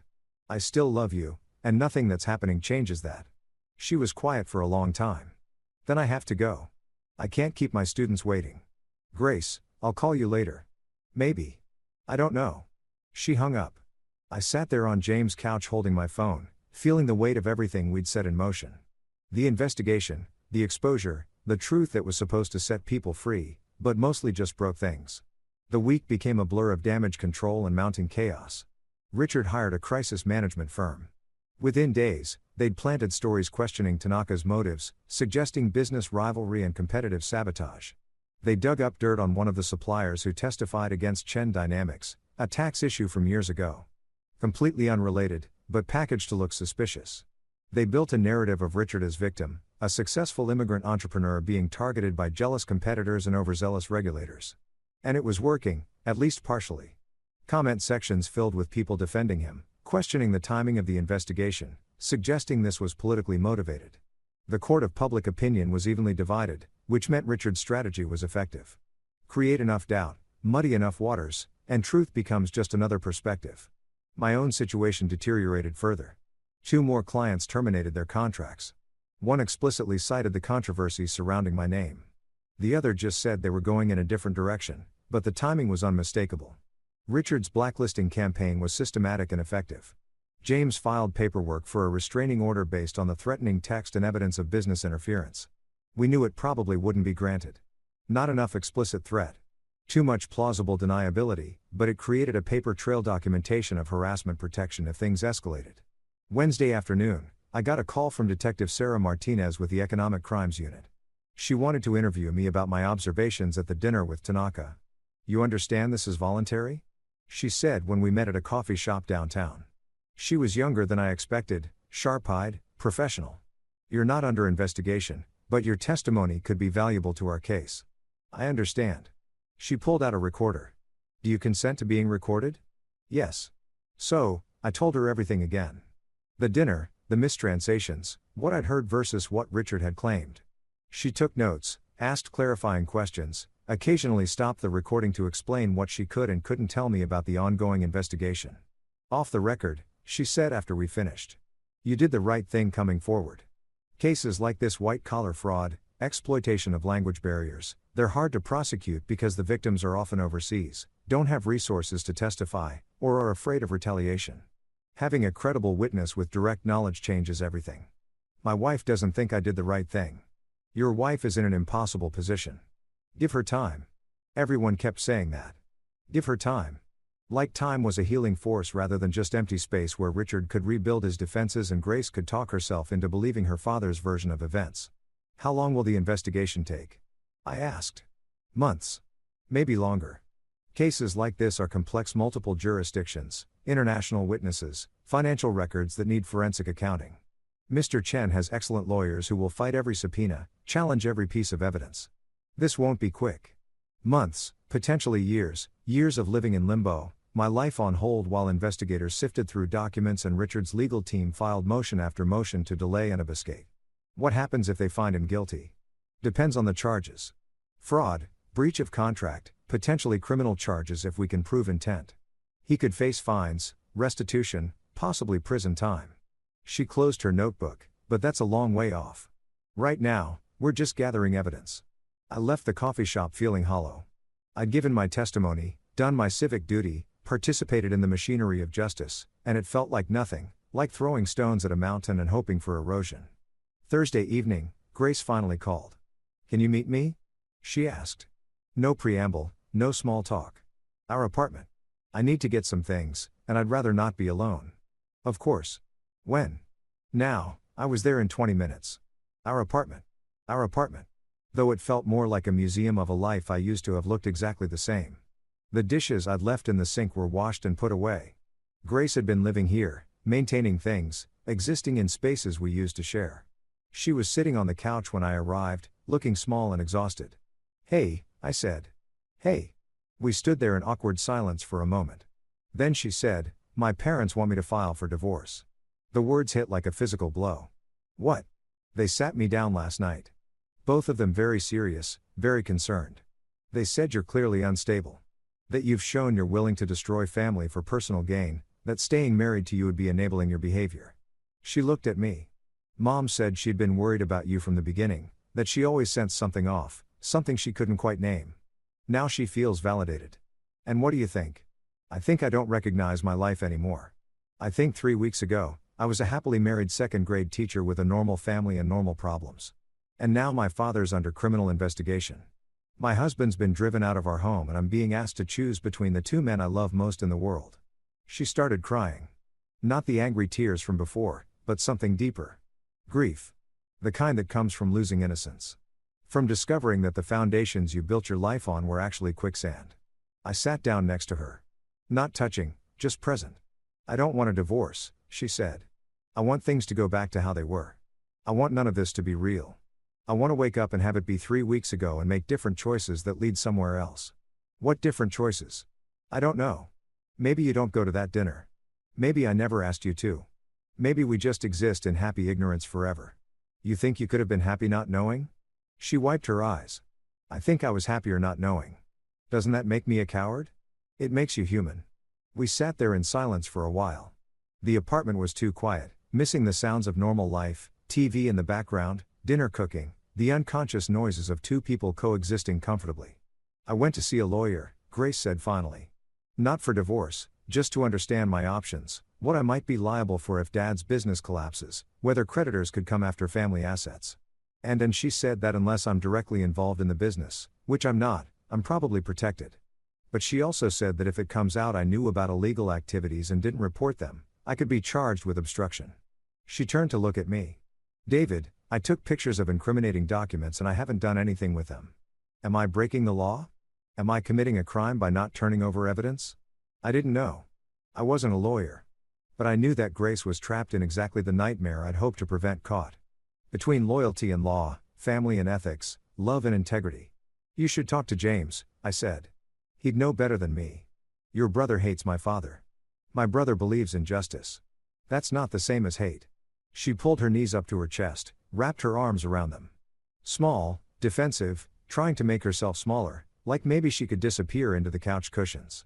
"There's something else," she said. "Dad came to my classroom yesterday during my lunch break. He'd never done that before. Come to my school. I mean, he always said teachers needed their professional space respected. What did he want? He asked if you'd contacted me, if you'd tried to convince me to testify against him or provide evidence. When I said we'd barely spoken, he seemed relieved, but also suspicious, like he didn't quite believe me." She paused. Then he said something strange. He said, "Your loyalty to family is being tested right now. Everyone will understand if you make the wrong choice. But I won't. I won't understand and I won't forgive." A chill ran down my spine. "He threatened you." "He didn't threaten. He just made his expectations clear." "Grace, that's a threat. That's explicitly threatening you with consequences if you don't support him unconditionally. He's my father. He's scared and lashing out. He's a man under investigation for fraud who's trying to intimidate potential witnesses, including his own daughter." She stood up abruptly. "I need to pack some things. Are you going to help me or lecture me about my father's character?" I stood too. "I'm sorry. I'll help." We went to the bedroom. She pulled a suitcase from the closet, the one we'd used for our honeymoon, covered in tags from airports. We'd been excited to see together and started filling it with clothes. Methodical, mechanical, like this was just another task to complete rather than the dismantling of our shared life. "Where are you going?" I asked. "Friend's place. Emily from school. She has a spare room and she's not asking questions I can't answer." "You're not going back to your parents?" "I can't. Not right now. Being in that house, seeing Dad pretend everything's fine, watching Mom defend him like he's the victim. I can't do it." She moved to the bathroom, collected toiletries. I stood in the doorway watching her, memorizing the way she moved through spaces we'd shared. The efficiency of someone who knew exactly where everything was because she'd organized it because this was her home. "Do you think we'll survive this?" I asked. She stopped packing, stood there with her toothbrush in one hand, travel case in the other. "I don't know," she said honestly. "I want to. I'm choosing to leave my parents' house and stay with Emily instead of filing for divorce. So, that's something. But I also can't promise you that I won't wake up tomorrow and decide this is all too much. That loving you isn't worth losing my entire family over. I understand. Do you?" She turned to face me. "Do you really understand what you're asking me to sacrifice? Because it's not just Dad. It's Mom, my aunts and uncles, my cousins. It's every family gathering for the rest of my life, every holiday, every birthday. It's my entire support system. If I choose you, I lose all of them. And I don't know if I'm strong enough for that. You're the strongest person I know. Strength isn't the same as willingness to suffer." She finished packing, zipped the suitcase. "I need time, David. Real time, not days, maybe weeks, maybe longer. Time to figure out who my father actually is and what that means for who I am. Time to decide if our marriage can survive. Both of us making impossible choices. Take whatever time you need." She wheeled the suitcase to the door, then stopped, turned back, crossed the space between us, and kissed me. It was brief, sad, tasting like tears and goodbye. "I still love you," she whispered. "I need you to know that. Even when I'm angry, even when I hate what's happening, even when I'm not sure we can make this work, I still love you. I love you, too." She left. I heard her footsteps in the hallway, the elevator ding, the silence that followed. I stood in our apartment, my apartment now, I supposed at least temporarily, and looked at the spaces she'd occupied. The indent in the couch where she always sat, the coffee mug still in the sink from this morning, the framed photo on the bookshelf of our wedding day. Both of us laughing at something the photographer had said, completely unaware of what was coming. My phone buzzed. "James, how'd it go?" "She's gone." I typed. "Staying with a friend. Needs time." That's not the worst outcome. Maybe not. But it felt pretty close. I sat down on the couch in the exact spot Grace always occupied. Tried to understand how I'd gotten here. How doing the right thing had cost me everything. How truth, which was supposed to be redemptive and freeing, mostly just felt like punishment. If you've ever been left alone with your principles, you know how cold they are, how abstract, how they don't keep you warm at night or tell you everything will be okay. How they're poor substitutes for the people you've lost in service of them. I pulled out my phone, opened my photos, scrolled through pictures of better days. Grace and me at the beach last summer. Grace and me at her school's holiday party. Grace and me in our kitchen. Her teaching me to make her grandmother's recipe while I pretended to be competent. Evidence of a life that might be over. A marriage that might not survive the weight of truth. Outside, the city continued its evening routines. People coming home from work, making dinner, settling into ordinary lives unmarked by investigations and impossible choices. Normal people doing normal things, unaware of how fragile it all was, how quickly it could unravel if you discovered something you weren't supposed to know. I sat there until the apartment grew dark around me. Didn't bother turning on lights. Just existed in the shadows of a life I wasn't sure how to live anymore. The investigation would continue. Richard would fight. Grace would struggle. And I would wait alone, hoping that eventually truth would prove worth its cost. Hoping, but not certain. Never certain anymore. 3 weeks passed like slow motion drowning. I developed routines that felt like survival mechanisms. Wake up at 6. Coffee. Stare at my laptop pretending to work. Field increasingly hostile emails from former clients who decided I was too controversial to associate with. Lunch that I barely ate. More pretend work. Evening calls with James where we talked about the investigation's progress or lack thereof. Sleep that came in fragments, interrupted by dreams of Grace walking away over and over in different scenarios. The apartment echoed. That's the thing about spaces designed for two people. They amplify emptiness when there's only one. I'd catch myself making enough coffee for both of us. Setting out 2 plates before remembering. Muscle memory of a shared life that my brain hadn't fully accepted was gone. Grace texted occasionally. Brief updates that felt more like status reports than conversation. Still at Emily's. Doing okay. Talked to a therapist today. It helped. Please don't call. I'll reach out when I'm ready. Each message was both relief and rejection. She was alive, functioning, not giving up entirely. But she wasn't coming back. Not yet. Maybe not ever. The investigation ground forward with bureaucratic slowness.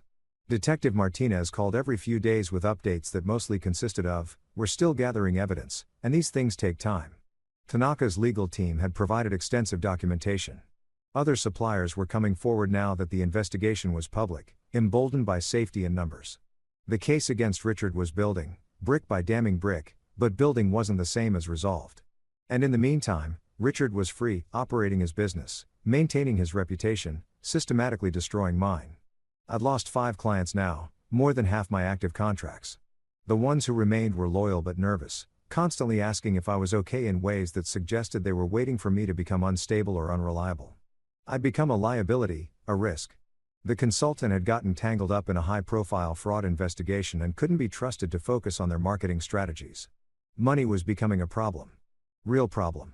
I'd burned through my savings, paying for a lawyer to review the non-disparagement agreement Richard's team had sent, which my lawyer had advised I absolutely not sign. Now, I was looking at credit card debt and wondering how long I could afford this apartment by myself if Grace didn't come back. James had offered to cover rent. I'd refused. Too proud or too stupid to accept help that felt like admission of complete failure. On a Thursday morning, 4 weeks after Grace had packed her suitcase, my mother showed up at my door unannounced. "You look terrible," she said by way of greeting, pushing past me into the apartment. "Good morning to you, too, Mom." She set her purse down, immediately started tidying, picking up empty coffee cups, straightening magazines I hadn't read. My mother's stress response was cleaning. Always had been. When Dad died, she deep cleaned their entire house twice before the funeral. James told me what happened. She said the real version, not the sanitized one you gave me on the phone. "I didn't want to worry you." "Well, I'm worried.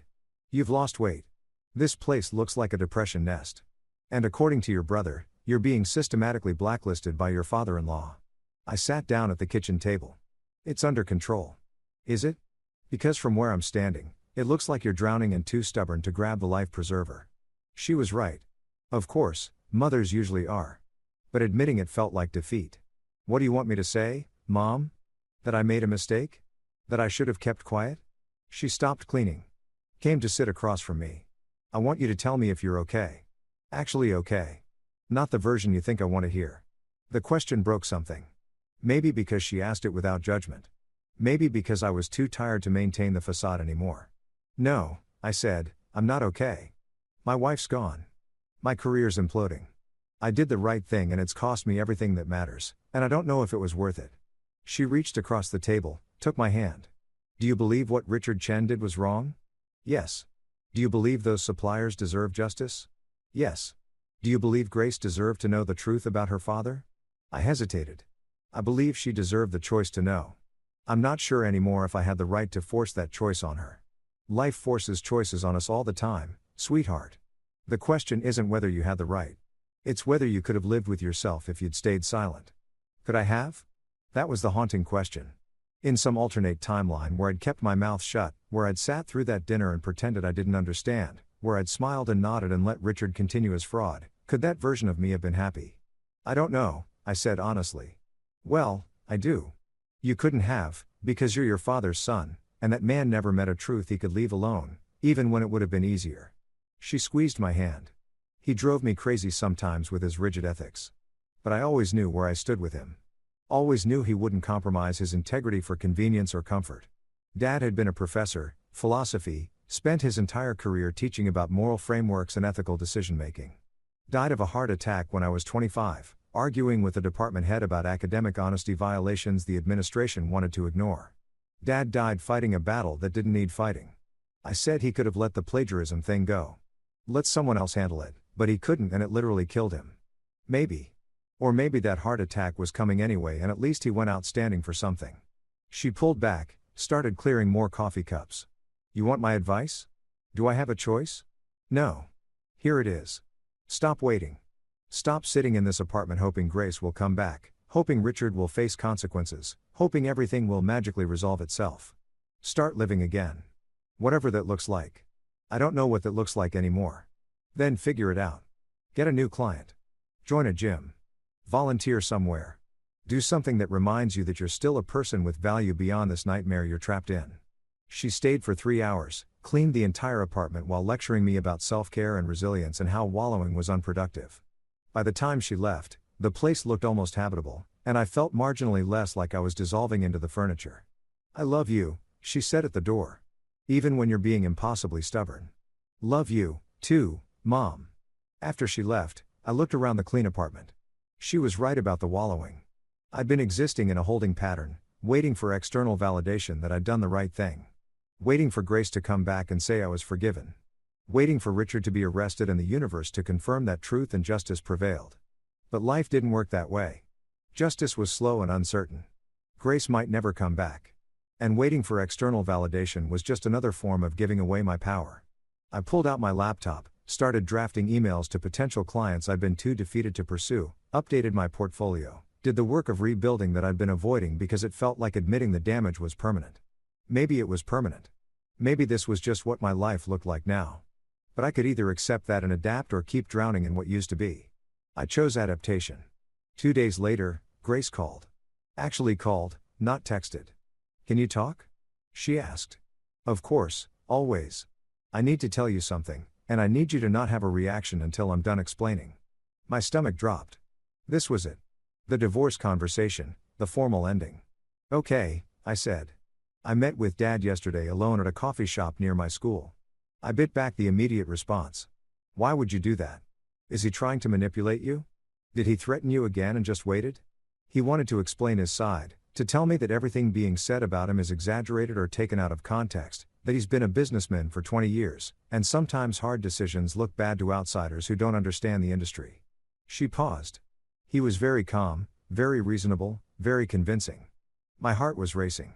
"Grace, I'm not done."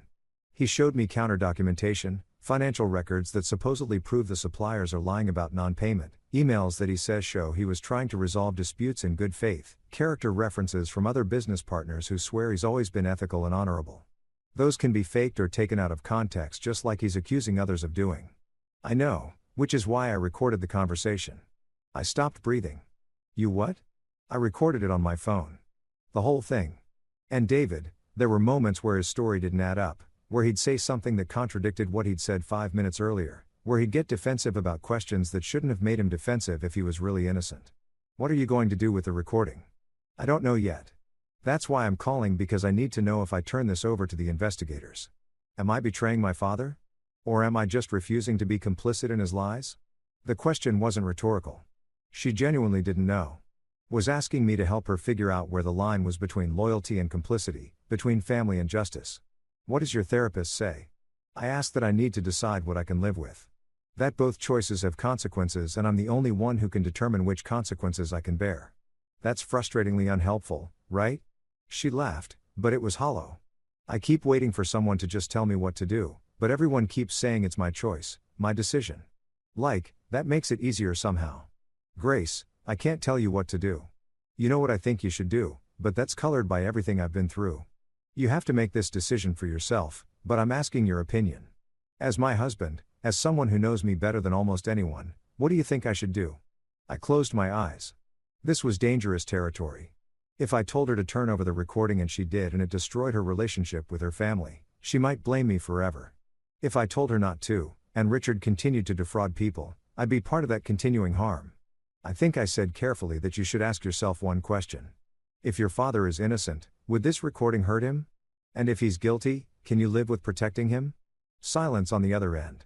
Long enough that I thought maybe she'd hung up. "He asked about you," she said finally.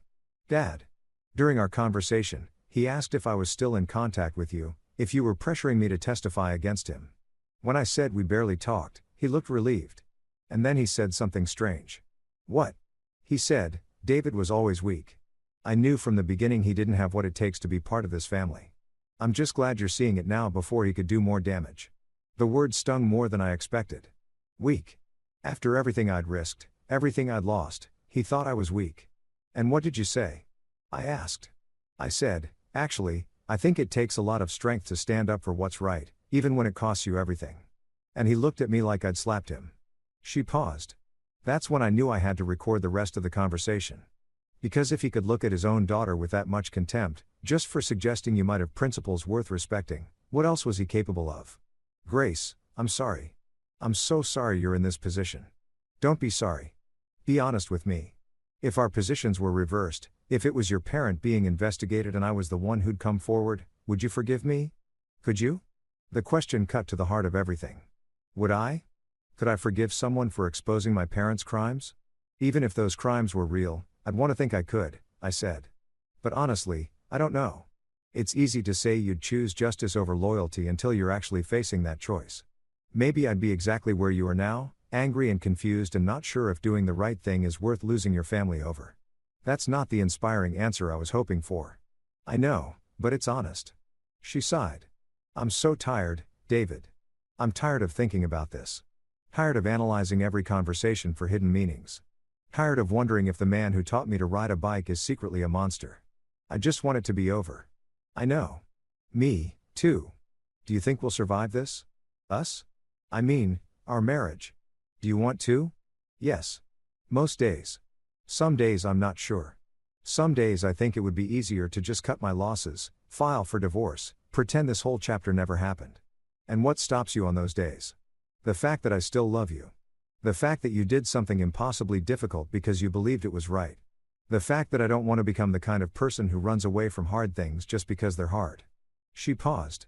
And because I keep thinking about what you said at that park, about how love doesn't fix things, but it matters anyway. And you're right. It doesn't fix this, but it matters. Something loosened in my chest. Not relief exactly, but hope. The first genuine hope I'd felt in weeks. Grace. Whatever you decide to do with that recording, turn it over, delete it. Keep it as insurance. I support you. Not because I have an agenda, but because you deserve to make that choice without pressure from anyone, including me. Even if I choose wrong, there is no wrong choice. There's only the choice you can live with. She was quiet for a moment. Then I'm going to turn it over. Tomorrow I'm going to give Detective Martinez the recording, and whatever happens after that is out of my hands. Are you sure? No. But I'm going to do it anyway because you were right about something. If I don't, if I protect him and he continues to hurt people, I become complicit and I can't live with that. Even if it means losing my family, even if it means they never forgive me. Pride swelled in my chest. That's incredibly brave. It doesn't feel brave. It feels terrifying. That's usually what brave feels like. We talked for another hour. Not about Richard or the investigation or the impossible choices we were both facing. Just talked about her students. About a funny thing that happened at Emily's apartment. About a movie she'd watched that made her think of me. Normal conversation that felt like oxygen after weeks of suffocating. When we finally hung up, I sat in the quiet apartment feeling something I hadn't felt in a long time. Not happiness exactly, but something adjacent to it. The possibility of eventual happiness. The distant promise that maybe eventually we'd find our way back to each other. Grace turned over the recording the next day. By evening, it was part of the official investigation file. 2 days later, Richard's lawyer held a press conference, calling the recording an illegal invasion of privacy and a desperate attempt by hostile family members to manufacture evidence. The legal maneuvering had begun in earnest. Richard wasn't going down quietly, but he was going down. I could feel it.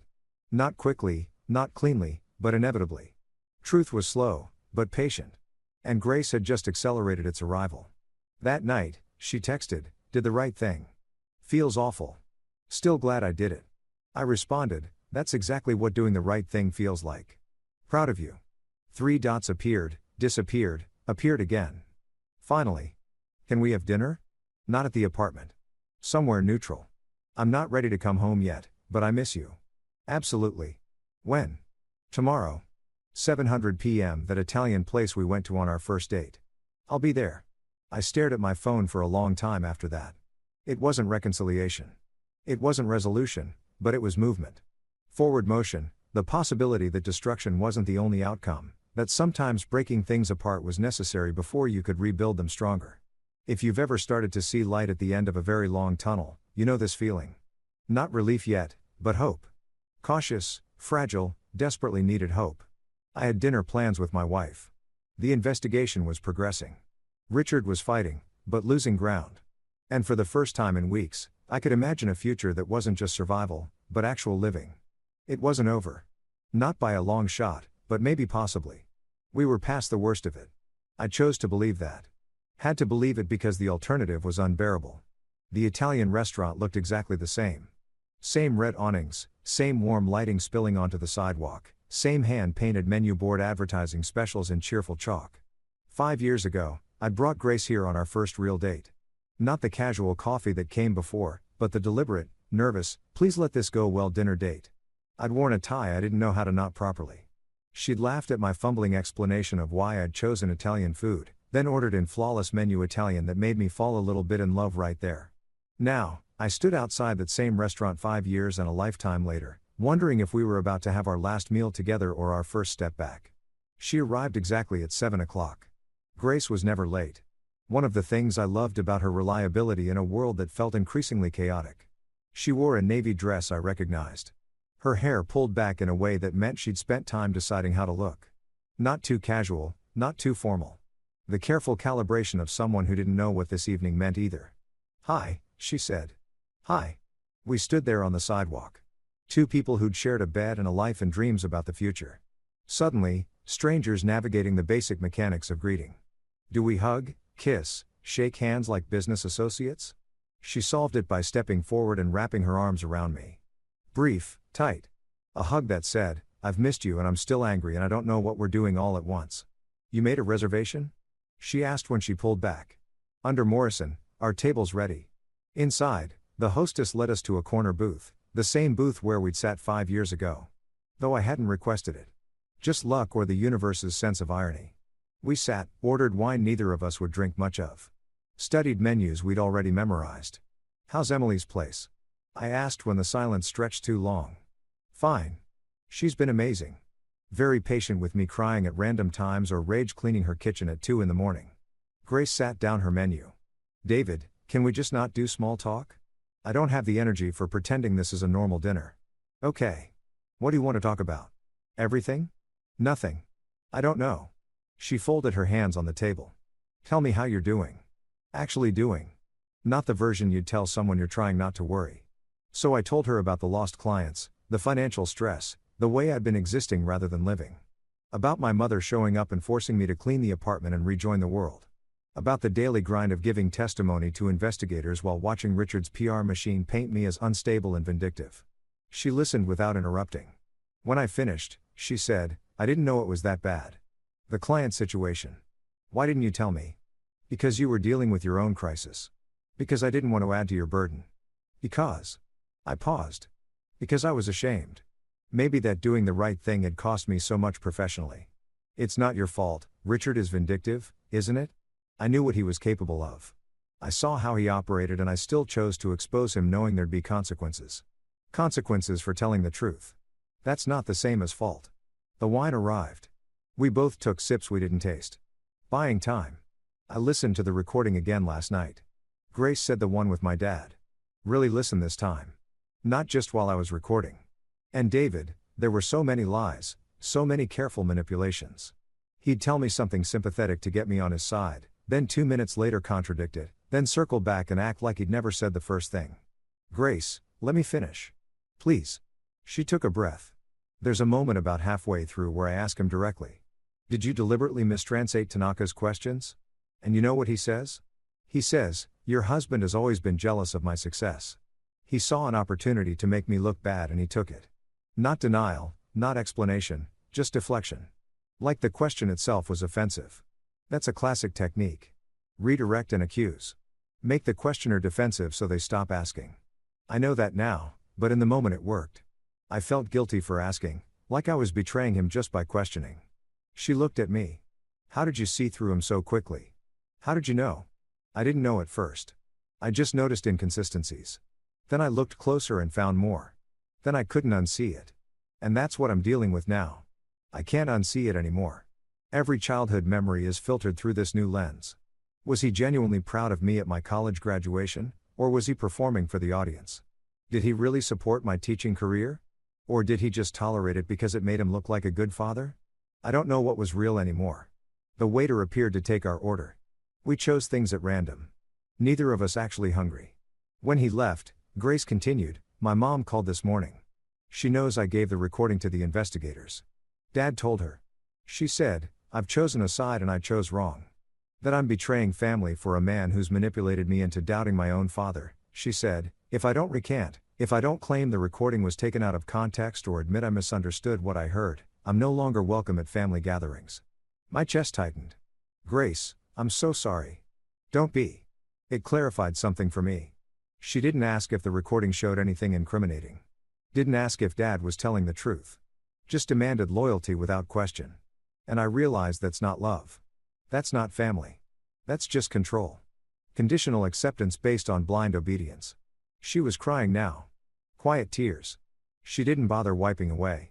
I lost my family, David. I lost them because I chose truth over loyalty. And they see that as betrayal. And the worst part, I'm not sure I made the wrong choice.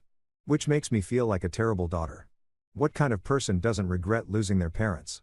The kind of person who realizes that keeping them meant losing herself. Is that what you tell yourself when you think about what this has cost us? Every single day, our food arrived. We pushed it around our plates pretending to eat. Detective Martinez called me yesterday. Grace said the recording is significant, that it shows consciousness of guilt. Dad knowing he needs to manipulate the narrative means he knows there's something to hide. Combined with everything else they found, she thinks they'll have enough for formal charges within a month. How do you feel about that? Relieved? Sick? Both. She set down her fork. There's a part of me that still wants him to somehow be innocent. To have an explanation that makes everything okay, but I know that's not going to happen. The man I thought he was doesn't exist. Maybe never existed. And I'm mourning someone who was always just a performance. I reached across the table. She let me take her hand. You're one of the strongest people I know. I said, I don't feel strong. I feel broken. Broken and strong aren't mutually exclusive. Sometimes strength is just surviving the breaking. We sat like that for a while, hands linked across pasta. Neither of us was eating. Two people trying to figure out how to rebuild something that felt irreparably damaged. I want to come home, Grace said suddenly. Not tonight. I'm not ready for that yet, but soon. Maybe next week. If you'll have me, of course I'll have you. It's your home, too, is it? After everything, after I threw you out, accused you of betrayal, chose my father over you. You didn't choose him. You chose to get space to figure out the truth. That's not the same thing. It felt the same to you. I bet it hurt, but I understood. And I never stopped hoping you'd come back. She squeezed my hand. I can't promise it'll be easy. I'm still angry sometimes. Still grieving.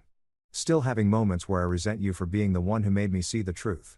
I know, but I love you, and I don't want to lose you on top of everything else I'm losing. You won't. I'm right here. I've been here the whole time. We left the restaurant around 9 o'clock, full of wine and unfinished pasta and something that felt like tentative hope. Grace walked me to my car, then leaned against it, looking up at the night sky. Do you remember our first date here? She asked. You ordered in Italian and made me realize I was completely out of my depth. You were so nervous. It was adorable. You kept adjusting your tie and apologizing for things that didn't need apologies. I really wanted to impress you. You did. Not with the tie that was a disaster, by the way, but with how genuinely you listened, how you asked real questions and cared about the answers. I remember thinking, this is someone I could build a life with. And did we build a life? She looked at me. We're building something. Maybe not what we originally planned. Maybe better, maybe worse. But something real. She kissed me then. Soft, tentative, tasting like wine and salt and new beginnings. When she pulled back, she said, I should go. Emily's probably wondering where I am. Text me when you get there.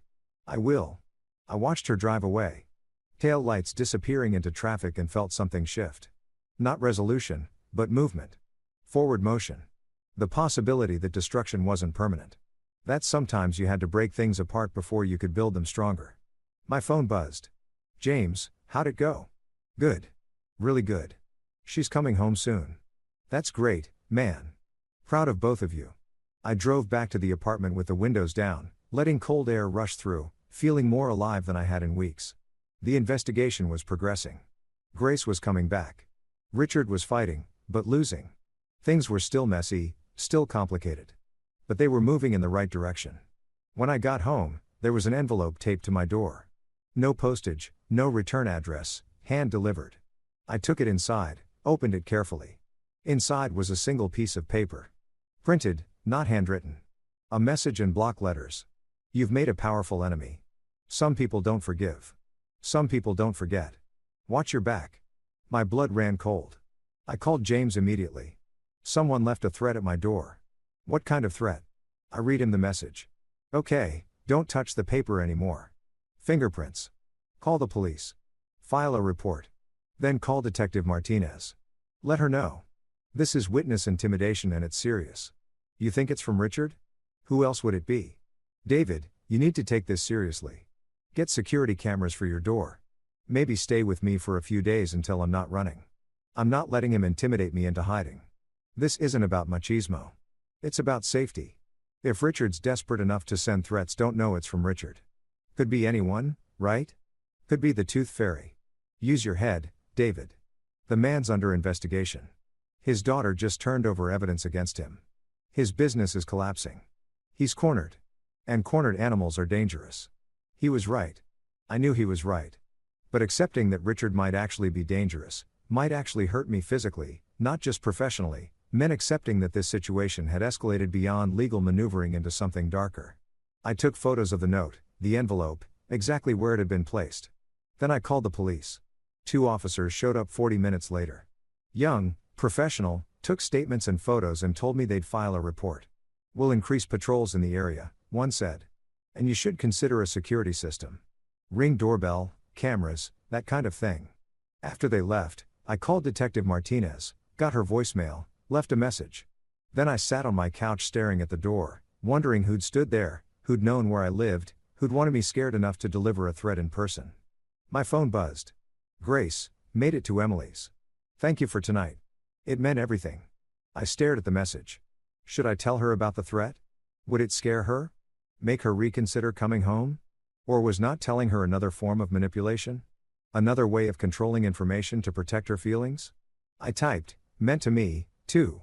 Listen, something happened after you left. Someone left a threatening note at my door. Police are involved. I'm okay, but I wanted you to know. 3 dots appeared immediately. Then what? Are you safe? Should I come there? I'm safe. Building's secure. Just thought you should know. Might be nothing. Or it might be my father. David, this is serious. You can't stay there alone. I'm not running. I'm not asking you to run. I'm asking you to be smart. Can you go to James at least for tonight? I looked around my apartment. The clean space my mother had helped restore. The life I was trying to rebuild. The home I'd invited Grace back to. Okay, I'll go to James just for tonight. Thank you.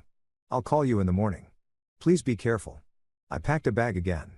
Always packing bags lately. Moving between temporary spaces. Never quite settled. I took one last look at the apartment before leaving the photos on the shelves. The books we'd collected, the evidence of a shared life that felt increasingly fragile. Then I locked the door, got in my car, and drove to my brother's place for the second time in a month. James had the couch already made up when I arrived. This is becoming a habit, he said. Not by choice.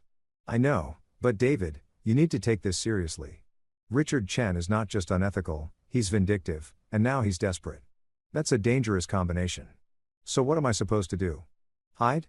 Move? Let him win by default because I'm too scared to live my own life. I'm saying you prepare. You protect yourself. You don't give him opportunities. I dropped my bag. Sat heavily on the couch. Grace is supposed to come home next week. How do I bring her back to an apartment that's been threatened? How do I ask her to feel safe there? You install security. You stay vigilant. You do what you need to do to actually be safe, not just feel brave. He was right. Again. James was annoyingly always right. I'll call a security company tomorrow. I said cameras, new locks, whatever they recommend. Good. And David, you should tell Grace everything. Don't protect her from information she needs to stay safe. Trust her to handle it. When did you become the relationship expert? When my little brother started choosing martyrdom over honest communication. I threw a pillow at him. He caught it, laughed, tossed it back. It's going to be okay, he said. Not today, not tomorrow, but eventually. You're doing the right thing. Even when it's hard. That has to count for something, does it? Because from where I'm sitting, doing the right thing has cost me my career, my marriage, almost my safety. At what point does the cost outweigh the principle? When you can look at yourself in the mirror and feel okay about staying silent, which you couldn't, which is why you're here. I lay back on the couch that was too short for my frame. Staring at the ceiling in my brother's apartment for the second time in a month. Outside, the city hummed with normal life. People going home, watching TV, making love, having normal problems that didn't involve federal investigations and threatening letters, living lives unmarked by impossible choices and their consequences. I envied them. God, I envied them. But I wouldn't trade places. Couldn't. Because even now, even scared and financially struggling and threatened, I knew I'd made the right choice. The only choice I could live with. Even if living with it meant sleeping on my brother's couch with a threatening letter logged as evidence with the police. Even if it meant installing cameras and checking over my shoulder and wondering if every footstep behind me was danger. Even if it meant accepting that sometimes the cost of integrity was higher than you ever imagined paying. If you've ever stood at the intersection of principle and price, you know this feeling. The certainty that you'd do it all again, mixed with the desperate wish that you didn't have to. I closed my eyes and tried to sleep. Tomorrow, I'd install security systems and call Detective Martinez and tell Grace the full truth about the threat and her father's escalation. Tomorrow, I'd keep building the case, keep protecting myself, keep moving forward. But tonight, I just tried to rest. Tried and mostly failed because peace was hard to find when you declared war on someone who fought dirty and fought to win. And Richard Chen was nothing if not a fighter. The security company arrived Monday morning at 8, sharp, 2 technicians, one older, graying, with the methodical movements of someone who'd seen everything. One younger, eager, explaining every detail like I was studying for a test. They installed cameras at the front door, the back entrance, the parking garage, motion sensors, new locks with digital codes, a system that would alert my phone if anyone approached within 10 feet of my door. Overkill? The older tech asked, reading my expression. I don't know anymore. What's overkill when someone's already threatened you? This ain't overkill. This is what everyone should have. He showed me the app, how to review footage, how to set alerts. Someone comes near your door now, you'll know. They try the handle, you'll know. They breathe wrong, you'll know. That's reassuring, I think. After they left, I sat in my apartment, my secure, surveilled, fortress-like apartment, and felt both safer and more paranoid. Every sound made me check my phone. Every footstep in the hallway triggered a spike of adrenaline. I'd become someone who flinched at shadows. Grace came by around noon. I told her about the security installation, expected her to be relieved. Instead, she looked haunted. This is because of my father, she said, staring at the camera above the door. You're living in fear because I'm related to a man who threatens people. You're not responsible for his choices, aren't I? If I'd seen what he was earlier, if I'd questioned things instead of blindly accepting, Grace, no, you can't rewrite history like that. You trusted your parent. That's not a character flaw. That's being human.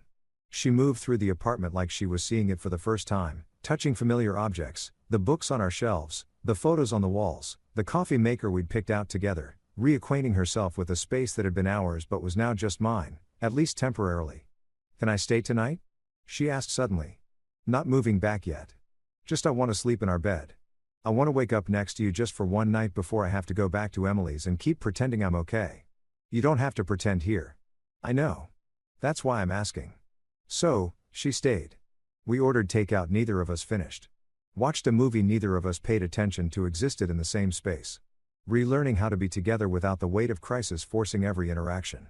That night, lying in bed with Grace curled against me, her breathing evening out into sleep, I checked my phone one last time. The security app showed the empty hallway, the quiet parking garage, the world continuing its normal rhythms while ours remained fractured. No threats, no visitors, no Richard Chen lurking in shadows. Maybe the note had been his last desperate move. Maybe the security was working as a deterrent. Maybe I could actually sleep without jumping at every sound. I was wrong about all of it. Tuesday morning, Detective Martinez called while Grace was in the shower. We're filing formal charges, she said without preamble. Wire fraud, contract fraud, multiple counts. The DA's office is confident enough in the case to move forward. My heart raced. When? Warrant goes out this afternoon. We'll execute it tomorrow morning. Wanted to give you a heads up in case Chen's people come after you with accusations of cooperation. Grace is here with me. She should know. Agreed. But David, be prepared. This is going to get ugly. Chen's lawyers will fight every charge. His PR team will go into overdrive. And he's going to blame everyone involved, especially you and his daughter. We're prepared. Are you? Because preparation means understanding that this man might do more than send threatening letters. Cornered animals don't just run. Sometimes they attack. The warning hung in the air after we disconnected. Cornered animals. Richard had money, connections, resources, and now he had nothing left to lose. When Grace emerged from the bathroom, towel drying her hair, wearing my t-shirt, looking momentarily normal, I knew I had to tell her. No more protective emissions. No more filtering information to spare her feelings. That was Detective Martinez. I said they're filing charges. Tomorrow morning, she froze mid-motion. Towel suspended. Tomorrow, formal arrest, wire fraud, contract fraud, multiple counts. She sat down slowly on the bed. It's really happening. I knew it was coming, but hearing it said out loud, Grace, there's something else. Martinez thinks your father might escalate. That the threat I received might not be the end of it. What are you saying? I'm saying we need to be careful. Both of us. Maybe you shouldn't be alone right now. Maybe you should stay here where there's security rather than going back to Emily's. She looked at me with an expression I couldn't read. You think my father would actually hurt me? His own daughter? I think he's desperate, and desperate people do desperate things. He's not violent, David. He's manipulative, dishonest, ethically bankrupt, but he's not violent. You didn't think he was any of those other things either. Until you did. The words landed harder than I intended. She flinched, looked away. I'm sorry, I said. That was true. It was true. She stood up, started getting dressed. I need to call my mom before she hears it on the news, before she finds out her husband is being arrested and no one in the family warned her. You think she'll listen? Probably not, but I have to try. She made the call from the living room while I pretended not to eavesdrop from the kitchen. I could hear her side of the conversation, quiet at first, then increasingly strained. Mom, please just listen. I know you don't want to hear it, but it's not David's fault because the evidence is real. Mom, he's going to be arrested tomorrow. You need to prepare yourself. Silence. Then Grace's voice, small and broken. I love you too, even if you don't believe me right now. She came back to the kitchen with tear-streaked cheeks. She hung up on me, said I was being dramatic, that this is all a witch hunt, that Dad's lawyers will handle it, and I should be supporting him instead of spreading panic. I pulled her into a hug. She collapsed against me, crying the way she'd been holding back, full, wrenching sobs that shook her whole body. I tried, she gasped. I tried to warn her, to prepare her, and she wouldn't listen. You did what you could. Did I? Or did I just make it worse? Now, when it happens, she'll remember that I knew that I tried to tell her. She'll blame me for not doing more, or for doing too much, or for existing in the middle of this nightmare. There was nothing I could say to that because she was probably right. Helen Chen would find a way to blame Grace no matter what. That's what people did when they couldn't accept their own complicity. They redirected blame to anyone nearby. Grace pulled back, wiped her eyes. I should go to work. Pretend everything's normal for a few more hours before the world explodes. Are you sure? My students need me, and I need them. They're the only part of my life that still makes sense. She left 20 minutes later, kissed me goodbye at the door, promised to text when she got to school. I watched her on the security camera, walking to her car. Getting in, driving away. Normal morning routines masking extraordinary circumstances. I should have insisted she stay home. Should have known that normal was an illusion we could no longer afford. I should have protected her better. The call came at 10:30. Grace's principal, voice tight with controlled panic. Mr. Morrison, this is Susan Blake from Riverside Elementary. Grace, there's been an incident. She's okay. She's safe, but we need you to come down here immediately. My blood turned to ice. What happened? I'd rather explain in person. Can you come now? I was in the car before she finished the sentence. Riverside Elementary was 15 minutes away. I made it in 8, breaking every speed limit. My mind racing through possibilities. Heart attack, car accident, school shooting, every horrible scenario playing on repeat. The principal met me in the parking lot. She's in my office. She's not hurt, but she's very shaken. What happened? Someone came to her classroom. During instruction, a man we didn't recognize. No visitor badge. Somehow got past security. He walked into her classroom while she was teaching and handed her an envelope, then left before anyone could stop him. What was in the envelope? Photos of Grace at your apartment, at restaurants, in her car, taken over the past few weeks. Susan Blake's expression was grim. Mr. Morrison, your wife has been under surveillance, and whoever's responsible wanted her to know it. The bottom dropped out of my stomach. They led me to the principal's office where Grace sat curled in a chair, pale and trembling. She looked up when I entered, and the fear in her eyes nearly broke me. David, she whispered. He's been watching me, following me. The photos they're everywhere. My apartment, Emily's place, the grocery store, the school parking lot. Everywhere I've been, he's been there. I knelt in front of her, took her hands. They were ice cold. Did you see the person who delivered them? Barely. Older man, maybe 60s.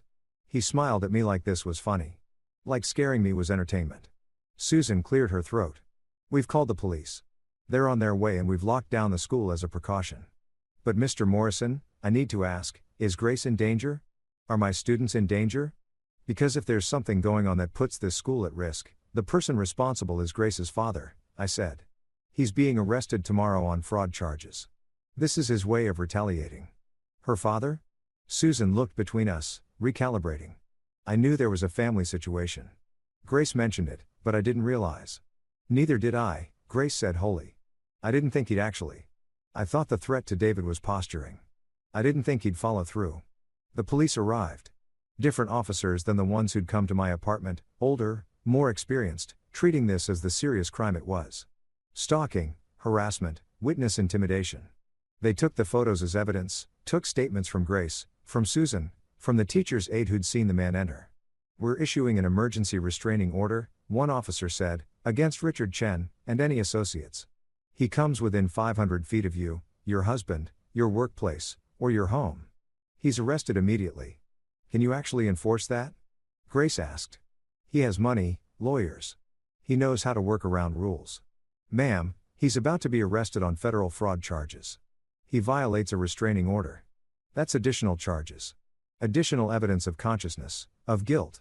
His lawyers will tell him to back off unless his lawyers couldn't control him anymore. Unless Richard had moved beyond rational self-interest into pure vindictiveness, we left the school together. Grace couldn't go back to her classroom, couldn't face her students after what had happened, couldn't pretend everything was okay when a strange man had walked into her safe space and shattered it. I drove us back to the apartment, checking mirrors compulsively, looking for cars that followed too closely. Hyper-aware of every vehicle around us. He wanted me to know, Grace said quietly. That's what the photos were about.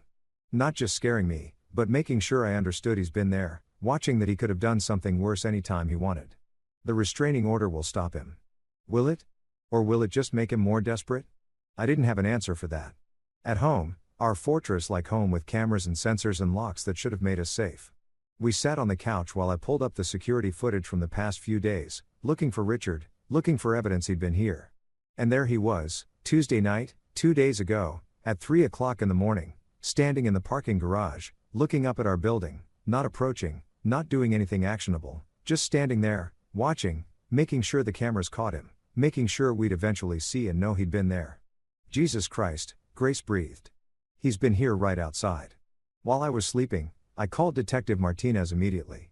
Sent her the footage. She promised to add it to the case file to use it as evidence of harassment patterns. But the damage was done. The sense of safety, already fragile, was completely shattered. Richard Chen wasn't just fighting legally anymore. He was waging psychological warfare. And we were his primary targets. That night, neither of us slept. We lay in bed, lights on, both of us checking our phones compulsively, Grace monitoring the security cameras, me refreshing news sites, waiting for word that Richard had been arrested, that this was over, that we could breathe again. Around midnight, my phone buzzed. James, checking in. You guys okay? I called him, told him about the photos, the stalking, the escalation. He's coming apart. James said this is endgame behavior. He knows he's finished, so he's trying to take you down with him. He's going after Grace, his own daughter, because in his mind, she's the ultimate betrayal. You're an outsider, expected to be disloyal. But his daughter, choosing truth over him, that's unforgivable. So, what do? You survive tomorrow. Get through the arrest. Once he's in custody, once he's processing the reality of criminal charges, the fight might go out of him, or his lawyers will convince him to back off. Either way, the acute danger should pass. Should, might, the language of uncertainty. And if it doesn't, I asked, then we prepare for a long fight. But David, you can't think about that now. You can only think about getting through the next 24 hours. After we hung up, I lay in the darkness, listening to Grace's breathing, feeling her tension even in silence. Talk to me, I said. Tell me what you're thinking. I'm thinking about a time when I was 7. I fell off my bike, scraped my knee badly. Dad carried me home, cleaned the wound, put on a band-aid with dinosaurs on it. He told me I was brave, that falling was part of learning. Her voice cracked, and I'm trying to reconcile that man, the one who made me feel safe, with the man who's stalking me, threatening you, trying to destroy us for telling the truth. Maybe they're both real. Maybe he was capable of love and violence simultaneously. That's what scares me. Because if he could be both, what else could he be? What else is he capable of? I pulled her closer. Whatever happens, we face it together. Okay. No more separation. No more you dealing with your family alone while I deal with my fears alone. We're in this together. Together, she echoed. Even when together feels terrifying, especially then. Wednesday morning arrived with the inevitability of thunder after lightning. I watched the news on my laptop while Grace made coffee. Neither of us would drink. At 7:47 a.m., the story broke. Local businessman Richard Chen arrested on federal fraud charges. The footage showed Richard being led from his home in handcuffs, surrounded by FBI agents and local police. He looked smaller, somehow, diminished, not the imposing figure who'd held court at family dinners and business meetings, just a man in an expensive suit being arrested for crimes he'd committed. Grace stood behind me, watching over my shoulder. I felt her hand on my back, grounding, trembling. "It's real," she whispered. I knew it was coming, but seeing it. Her phone rang. Her mother. Grace stared at the screen, paralyzed. "I can't," she said. "I can't talk to her right now." "Then don't. You don't owe anyone explanations today." The phone rang 3 more times.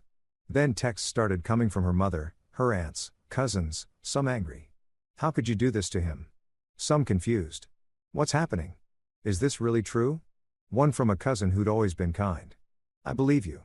I'm here if you need me." Grace turned off her phone. "I can't deal with this. Not today. Maybe not ever." I understood. Sometimes survival meant disconnection. Meant choosing yourself over family expectations. Meant accepting that some relationships couldn't survive truth. By noon, Richard's arrest was everywhere. Local news, business channels, social media buzzing with takes, both sympathetic and damning. His lawyers issued a statement proclaiming innocence, and promising to fight every charge. His PR team worked overtime, spinning the narrative persecution of a successful immigrant, overzealous prosecution, business disputes criminalized by competitors. But under all the spin, the facts remained. Richard Chen had been arrested, charged with multiple federal crimes, released on bond with conditions including the restraining order that kept him away from Grace and me. It was over, or at least the acute phase was over. We'd survived the storm, barely. Battered and changed, but alive. That evening, Grace and I sat on our balcony, watching the sunset. The security cameras hummed in the background, vigilant, protecting the city spread out below us. Millions of people living millions of lives, most of them unmarked by the kind of chaos we'd endured. "I don't know who I am anymore," Grace said quietly. "I used to be someone's daughter, someone's wife, someone's teacher. Now I'm the daughter who betrayed her father, the wife who almost left, the teacher who had to be escorted from her classroom by police. You're also the woman who chose truth over comfort. Who had the courage to turn on her own father when she discovered he was hurting people. Who's stronger than she ever knew she could be. I don't feel strong. I feel destroyed. Destroyed and strong aren't opposites. Grace, sometimes you have to be destroyed before you can be strong. Sometimes breaking is necessary before rebuilding." She leaned her head on my shoulder. "Promise me something. Anything. Promise me that no matter what happens next trial, sentencing, whatever comes, we face it together. No more secrets. No more protecting each other from information we need. Just honesty. Complete brutal honesty. I promise. Even when it hurts. Especially when it hurts." We sat there as the sun disappeared below the horizon, painting the sky in shades of orange and red and purple. Beautiful despite everything. Resilient despite destruction like us, I thought, like we would have to be. Because this wasn't the end. It was barely even the beginning of the end. Richard's trial would take months, maybe years. The fallout would continue. Family fractures, professional consequences, psychological scars that would take time to heal. But we'd survive the worst of it. We'd face the storm and come through damaged but intact. And sometimes survival was enough. Sometimes it was everything. If you've ever made it through the impossible and come out the other side, you know this feeling. Not triumph, not victory, just relief. The profound, exhausting relief of still being standing when you thought you'd fall. We were standing together. Ready for whatever came next. Ready, if not quite whole, but whole enough for now, for today. Tomorrow would bring its own challenges. But tomorrow could wait. Tonight we had survived and that was enough. 6 months later, I stood in a courthouse hallway watching Richard Chen sign a plea agreement. The trial had been scheduled for 3 weeks. His lawyers had promised a vigorous defense, character witnesses, expert testimony about normal business practices in international trade. But on day 4, facing testimony from 17 defrauded suppliers and forensic accountants who'd unraveled his financial deceptions, Richard's legal team negotiated a deal. Guilty on 4 counts of wire fraud, 3 years federal prison, 5 years probation, full restitution to victims, his business licenses revoked, Chen Dynamics dissolved, assets liquidated to pay what he owed. It wasn't everything, but it was justice. Imperfect, incomplete, but real. Grace stood beside me, her hand in mine. She hadn't spoken to her father since the arrest. Her mother had cut off all contact, chosen loyalty over acknowledgement. But Grace's aunt, her father's younger sister, had reached out weeks ago. I always suspected, she'd said quietly over coffee. I just didn't want to know. They talked now carefully, building something new from the wreckage of what was. Richard looked smaller in his suit, older. When his eyes met mine across the hallway, there was no rage anymore, just exhaustion. He'd fought and lost, and the fight had taken everything. He looked at Grace last. She didn't flinch, didn't look away, just held his gaze with steady, sad resolve. Then he signed the papers and was led away. We left the courthouse into November sunshine. Grace tilted her face toward the light, eyes closed, breathing deep. "It's over," she said. "The legal part. The rest takes longer." "I know." She opened her eyes. "But I can breathe now. For the first time in 6 months, I can actually breathe." We drove to the coast. Spontaneous, unplanned, just got in the car and drove until the city disappeared behind us and the ocean stretched ahead. We parked at a beach we'd never visited. Walked barefoot in cold sand. Let waves chase us back toward shore. "I got a job offer," I said. "Marketing director for a nonprofit, ethical supply chain advocacy." Ironically enough, they said my experience with corporate fraud cases made me uniquely qualified. Grace laughed, real laughter, the kind I hadn't heard in months. "Only you could turn whistleblowing into a career opportunity. It pays less than consulting, but it feels right. Like maybe everything happened for a reason." "Do you really believe that? That there's a reason for all this pain?" I watched the waves roll in. Persistent and patient. I believe we give it reason. We take what happened and decide what it means. That's the only control we have. She was quiet for a while. "Then I'm pregnant." My heart stopped. "What?" "Found out yesterday. Wasn't sure how to tell you. Wasn't sure if it was good timing or terrible timing." Or I kissed her. Long, deep, tasting salt air and new beginnings. "It's perfect timing," I said when we pulled apart. "Terrifying and perfect. Our child is going to ask about my father someday. About why they never met their grandfather. And we'll tell them the truth. Age-appropriate truth. That sometimes people we love make terrible choices. That loving them doesn't mean accepting those choices. That integrity matters, even when it costs everything." She rested her head on my shoulder. "Think we'll be good parents?" "I think we'll be honest ones." "That's a start." We stayed until sunset, painted the sky in shades of healing gold, bleeding into pink, bleeding into that perfect blue before darkness. The beach emptied around us, but we remained. Two people who'd survived their own unraveling and were slowly, carefully knitting themselves back together. If you've ever emerged from the worst period of your life, you know this feeling.